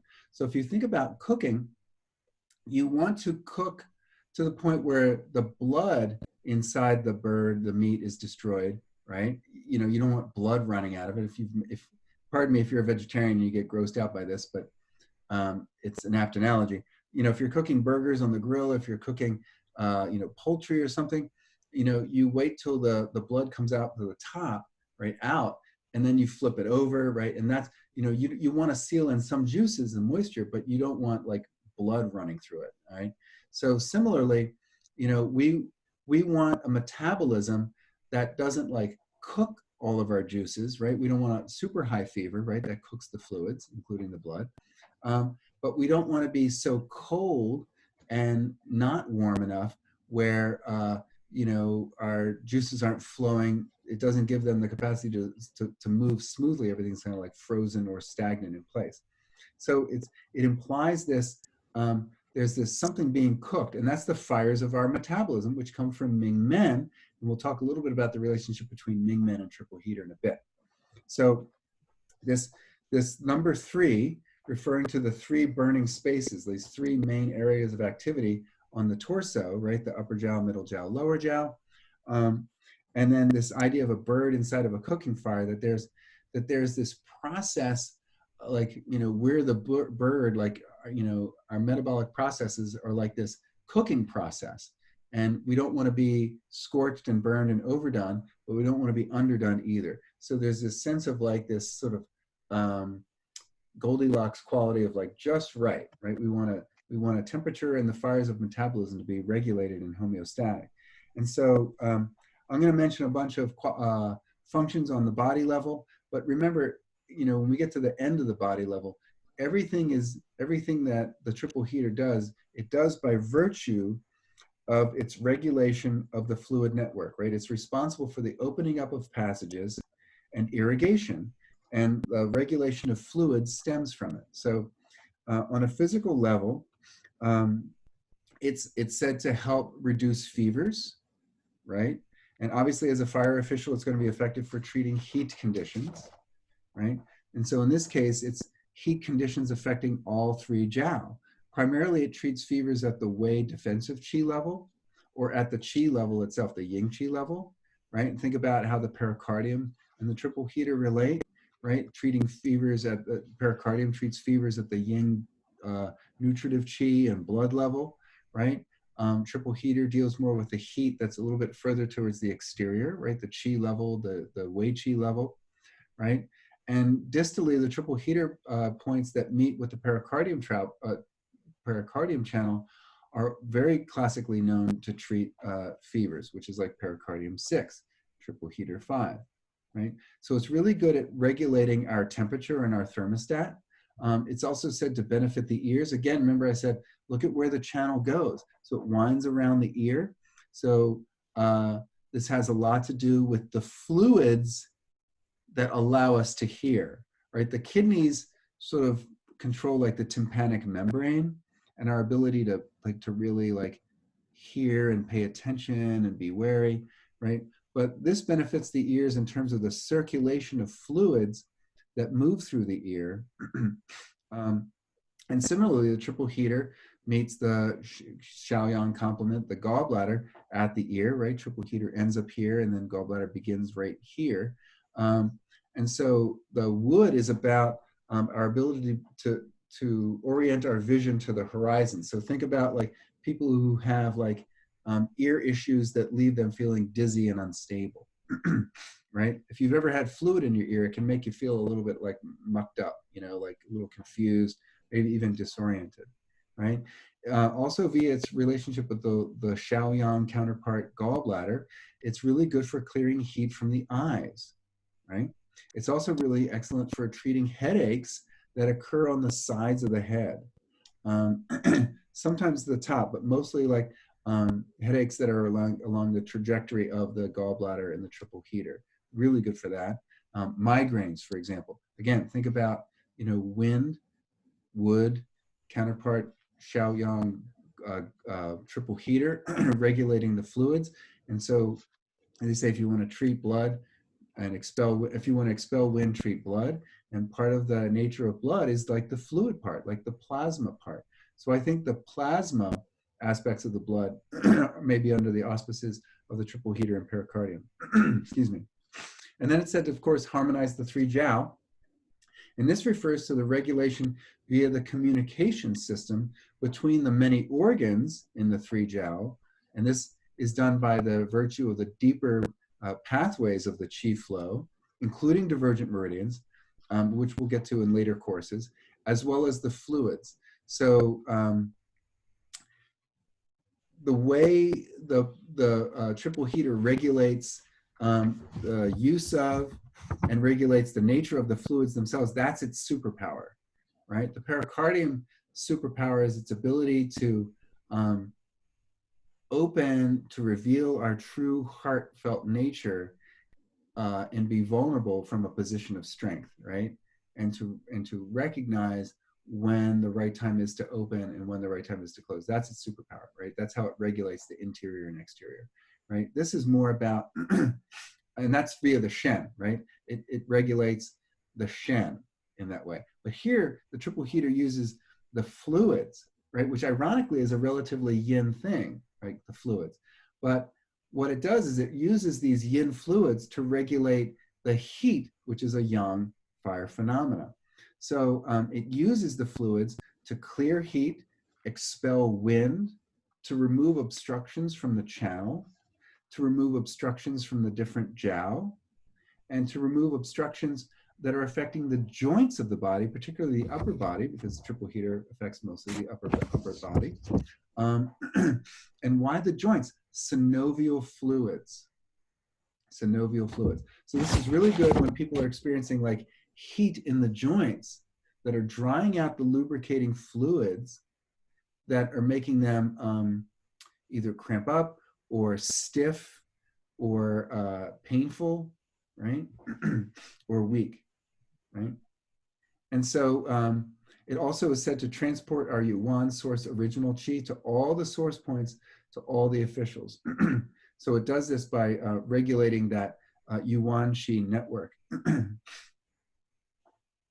And if you think about like, its relationship to the, right, you've got the kidneys, and then you've got Ming Men, and then the kidney yin and yang work together along with the bladder to distribute the essence qi into each of the AEPs. And then from there, the source points from Ming Men, that source original qi is distributed via the triple heater mechanism to all of the source points of all 12 officials, right? So everything is about distribution, connection via this fluid network. It's like the network of waterways that goes through China that people use to, especially the government officials, to maintain connection with the populace, to maintain connection with the smaller, like local officials. Excuse me. And so this network, also the triple heater at the frontier of our body, right, at the frontier level, that deals with creating the homeostasis, again, like the inner frontier gate, that Neiguan inner passage, that inner gate between the inside and the deep inside. This provides the outer frontier gate, the Men, that opens us up to the exterior.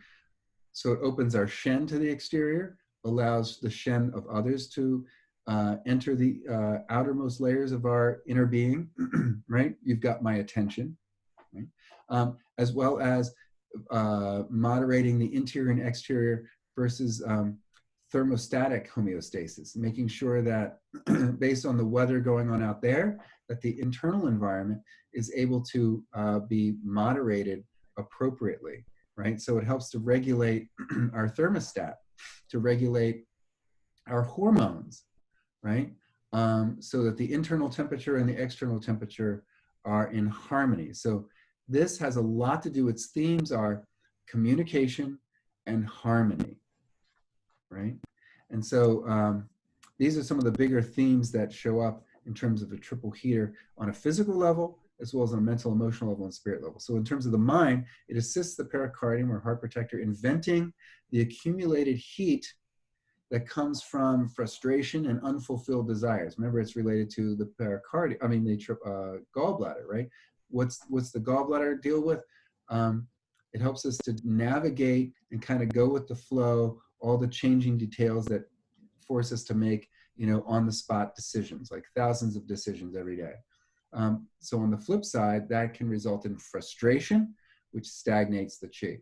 So this vents the heat of frustration, it vents the heat of frustrated desires, unfulfilled desires, right? It empowers our ability to reach out and connect to others, as well as defend against inappropriate attempts to violate our intimate space, right? And again, the heart is the most unreasonable official, right?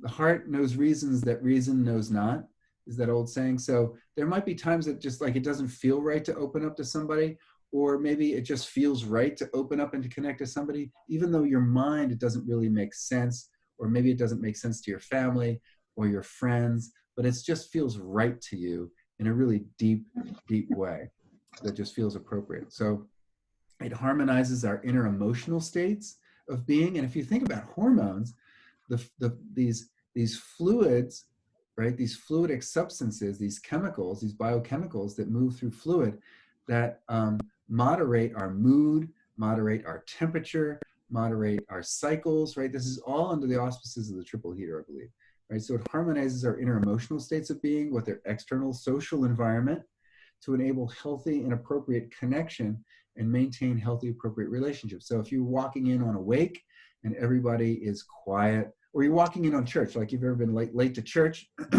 right?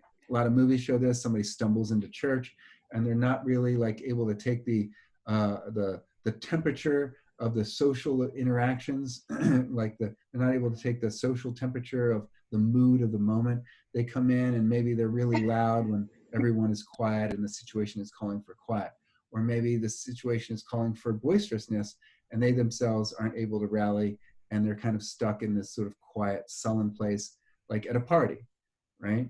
Where you're feeling like down, you're not able to like lift your mood up, right? So being able to be in harmony, both physically in terms of one's temperature, in terms of one's hormone levels, as well as socially and emotionally, is all under the auspices of the triple heater, right? And then in terms of the spirit level, this has a lot to do with our capacity to share our sincere and authentic joy with others, as well as to let down our outermost guard and open to the warmth of others, right? It's like being willing to go to the party, right? Once you're at the party, you're a little bit triple heaterishness, right? In the beginnings, like you're walking in, you're kind of like scoping out, like, you know, again, think about the gallbladder, like working with the liver to assess circumstances, right? And then make decisions based on that. Oh, where's the bar? Okay, let me go to the bar, right? There it is. Oh yeah, there's the host. Let me go say hello to the host. Here's some flowers, right? Thank you for inviting me. Or here's my casserole, right? You like tuna fish, right? So that's triple heater, right?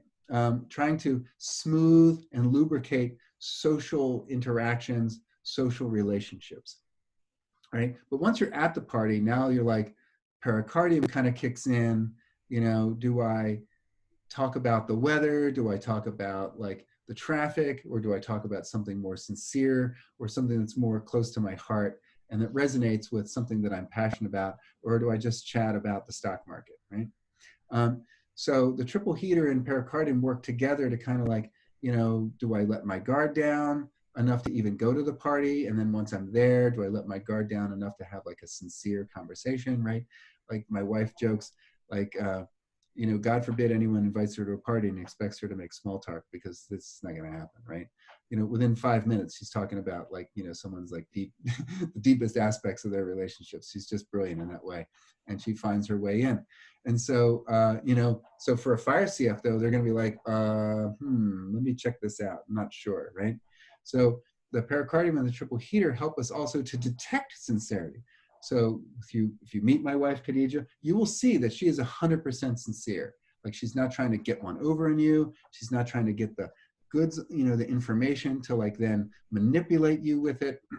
It's just because of a genuine desire and interest, right? And so this also is part of the triple heater to help us be one with our environment in a way that allows joy and love to emerge effortlessly, right? So that's under the auspices of the triple heater. Excuse me. Any questions about that?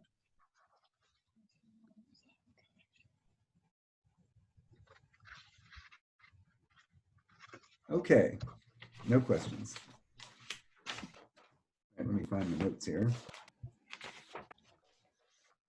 A lot of notes. Okay. All right, so triple heater starts with triple heater 1. And it's interesting that, you know, if you look on Deadman at the where the Meridian goes, triple heater is interesting about balancing interior, exterior, yin and yang, and so it's no surprise to me that the meridian itself traverses the front and the back. You see it coming up, like starting here, coming up, right, and then it goes to the back, to the vertebrae, through the shoulder, and then back down the arm, right, and then it goes back up and winds around the ears. So like the gallbladder, there's a lot of this sort of laterality, right? So again, there's this sense of us and them, me and you, front and back, a lot of yin yang. Xiao yang has a lot to do with things that go from side to side, laterality. And the triple heater is a relatively lateral, as well as front and back channel, right? So it's interesting that how it maintains this sense of stability and harmony, right? It harmonizes opposites in a similar way as the Xiao Yang itself harmonizes opposites, right? Hot and cold, up and down, front and back, in and out, full and empty. So triple heater 1 is very stimulating in terms of this process of harmony with the external environment. It's the metal point, it's the entry point, it's the Jingwell point. So it has a very cooling quality. So again, it helps to vent pathogenic heat, wind heat from the exterior or from the more superficial levels of the body. It is said to clear upper jowl heat. And again, while the triple heater kind of maintains influence over every jowl, the triple heater channel is an upper body arm channel, right? So it is going to have a lot of extra effects, extra benefits on things that deal with the upper body. So pericardium is more internal. The entry point and exit points for yin officials are on the chest. Exit and entry points for yang officials are on the head or extremities, right? Excuse me. Gosh, pardon me. So this is a great point to clear a lot of heat out of the upper jowl that's affecting the face, affecting the ears, affecting the head. So headaches, ear issues, eye issues that have a lot of concurrent heat signs that you're going to see on the tongue, redness, red tip, dry tongue, rapid pulse, maybe a pounding pulse, especially like right at the surface of where you feel the fingertips on the top of the pulse, right? And that heat might cook a lot of the fluids, so you might get a lot of damp heat symptomatology, especially affecting the head or the throat. And so triple heater 1 is really good for all of that. The heat can actually disturb the fluids in the ear enough where there's tinnitus, right? So think about like wind heat.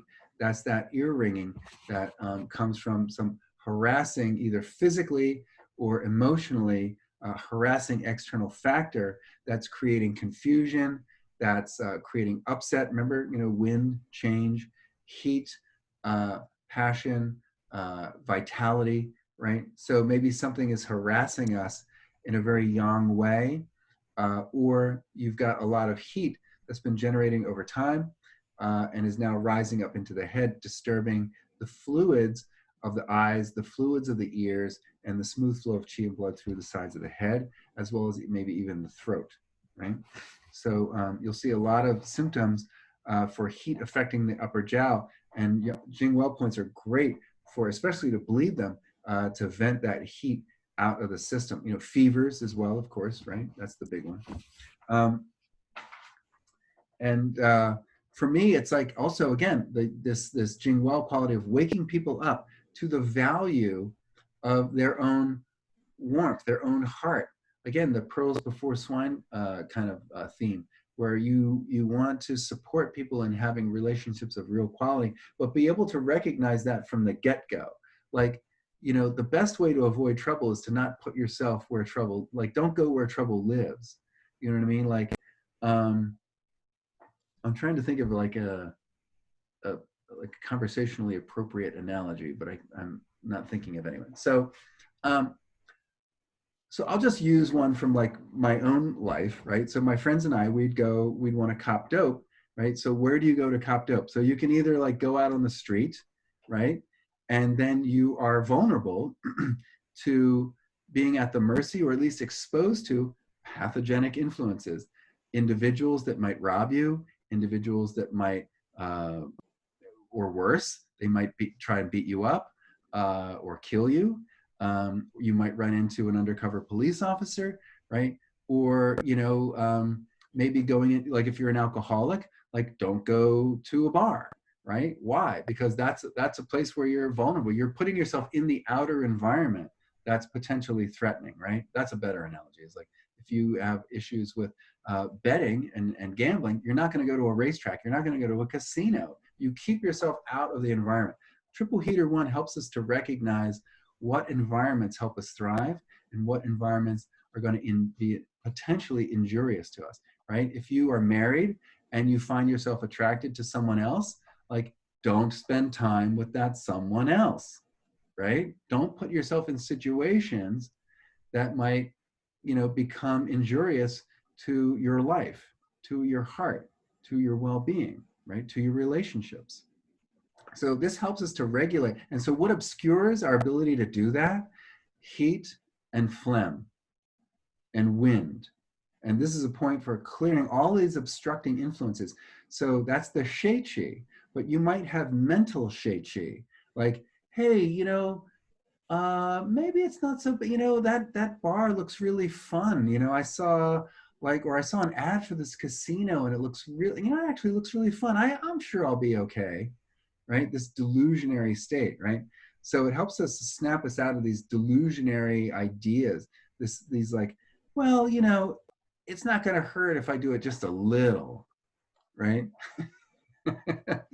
Right. So it helps us to vent out this intellectual, psychological Shei Qi, these sort of pathological thoughts, which might be destructive to oneself. You might have a lot of self-destructive thoughts, self-deprecating thoughts, right, that devalue you, that might interfere with your ability to value yourself, right, or make you more susceptible to these devaluing thoughts and words and communications from others, right, like not buying into their crap, people who are constantly putting you down, people who are constantly trying to undercut you, right.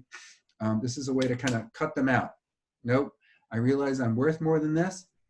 I'm done, right? Like leaving the old job that was bad for you, right?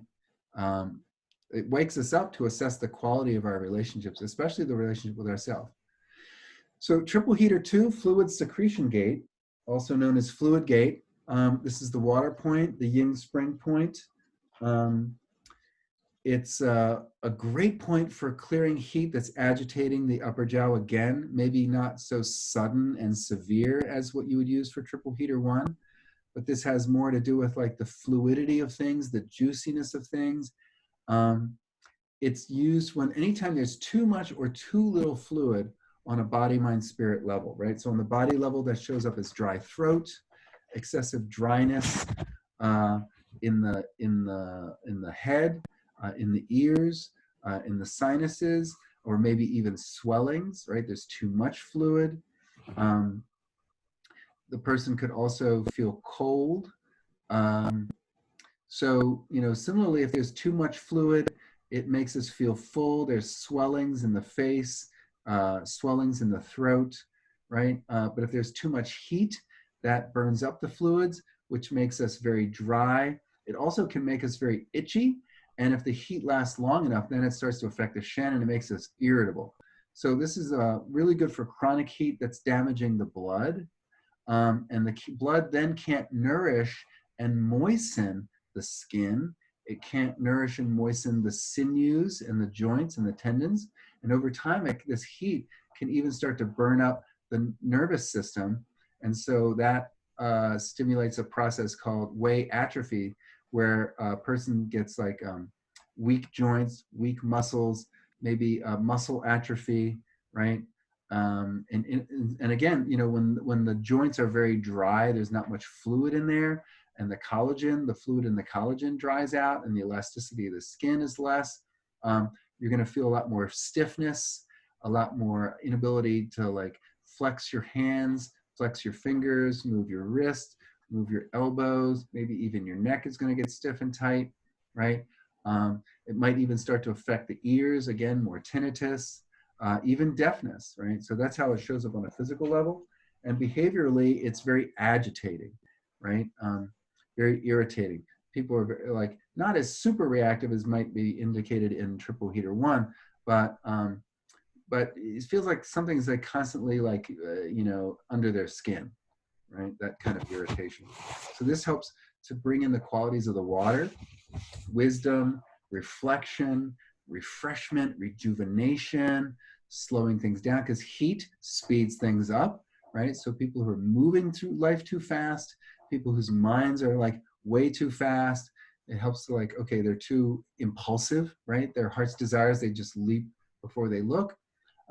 So it helps to kind of slow things down, cool things down, quiet the Shen, helps people like be more introspective, maybe helps support people's ability to meditate because they can be more comfortable in their skin. They're not so agitated and has a hard time sitting still. So think about this as like ADHD, right? Focusing one's power, not focusing one's attention, like focusing one's power. Attention kind of goes along with that, but really connecting to what makes one strong, right? Sometimes we lose sense of that, right? Which brings us to triple heater 3, the wood point, which is the shoestring point and the tonification point when you tonify it. This is a great point for when the heat has now reached a level of the interior where it's upsetting the physical workings of the heart. So you might get palpitations, or it might be upsetting somebody on such an emotional level chronically that they get palpitations, right? They may feel fright, raving, mania. If you think the wind, again, wood helps to restore the balance of like the wind forces in life or changes. So palpitations like are a sign of wind, right? It's wind is buffeting the heart, so the heart is responding by shaking, even to the point where it's so severe you get epilepsy, seizures, right? Convulsions. Okay, that's not normally what like walks into your office, but you might start to see like the beginnings of some tremors or shakings or nervous tics. Really great point for that. So most of what you read about in terms of the physical level implications of this point are it you know, disperses upper jiao heat, just like, you know, the first 3 points are all going to dissipate upper jiao heat, which especially benefits the ears. It always calms the spirit because it's venting the heat or clearing the heat or moving the blood. Now, the shoestring point, it's moving the blood to the point where heat can't accumulate, right? So that's why it calms the spirit. Heat agitates the Shen. So there's the physical aspects of heat that come from someone's diet, or maybe their lifestyle. They're like too on the go. They're burning up their fluids. It generates too much heat and upset. But also like their mind might be racing because of these constant desire chasing thoughts or feelings, like you're constantly trying to create connection and not recognizing that there is connection already there. That's triple heater 1. And then being able to kind of take it in at a deeper level, triple heater 2. And then like integrating it into your being, that's triple heater 3, right? You know, everything becomes very goal oriented, which can be very agitating. We can't just move smoothly. Wood is about the smooth flow of qi and blood on a physical level as well as on a psycho-emotional level. So this is people where there's a lot of tics, a lot of fits and starts. Things just don't seem very smooth. All right, and then on a more a mental emotional level, I think this is a really great point to help either stimulate someone's ability to be an activist when they're an activist in their heart, or to temper the heat of their anger and frustration of an activist, right? So this is really good for like helping someone, you know, stand up and step out into the world to serve something bigger than yourself, to right the wrongs on some level, even right the wrongs in your own life, right the wrongs in your own community, right the wrongs in your family, right the wrongs in the country, right the wrongs in the world, right? Maybe you're like Greta Thunberg, you're speaking to the UN, right? Which again, makes you vulnerable to attack, and a lot of people did. You know, the nerve of this 16-year-old calling adults to be accountable for their actions in terms of how they affect the environment. How absurd is that, right? I mean, where does she, who does she think she is? Where does she get off saying that kind of stuff? Well, she's somebody who actually sees very accurately that there's things that are going on that aren't right. And she's speaking to that. She's taking a stand, right? Now, not all of us are meant to stand up in front of the UN and, you know, speak to the entire world, but you might need to speak to yourself and hold yourself accountable. You might need to speak to your beloved or your friends or your family members or your patients, right? Because what you're trying to do is inspire yourself and others to take effective action in a bold way. It doesn't have to be loud, it could be quiet, that enhances, that moves you towards your aspirations, that moves you towards your sense of purpose, that enhances your sense of purpose. So some people feel very lost. They don't have a very clear idea about their sense of purpose. They don't really have an understanding about their role in the world because they don't understand their inner gifts, because they're not intimate with themselves, right? So the pericardium triple heater help us to experience more of a sense of intimacy with ourselves, and then the small intestine and heart help us to like hear that still small voice, right? And then we tap into the wisdom of our kidneys, right? Represented by our kidneys, like, okay, this is what I'm built for. And then the triple heater says, okay, how do I bring this out into the world in a way that creates harmony, in a world that in a way that creates joy, in a way that creates, you know, supportive connection, meaningful connection for me, right? So, you know, a lot of people who don't have this experience, you know, their emotions are very fluctuating. There's very jarring. They're very like hot and cold, this and that, right? Very windy, like things are unpredictable and changeable, both in terms of how they feel in terms of their body temperature. So someone may experience these kinds of symptoms on a physical level. They're hot and they're cold and they're hot and they're cold, right? They're up and they're down, right? Just like the Katy Perry song, right? Right? So this helps you actually like not just take a position, but take a stand, right? This is what I stand for. This is what is right in my heart. And it may not stand up in court. It may not make any sense to you, but this is what's right to me.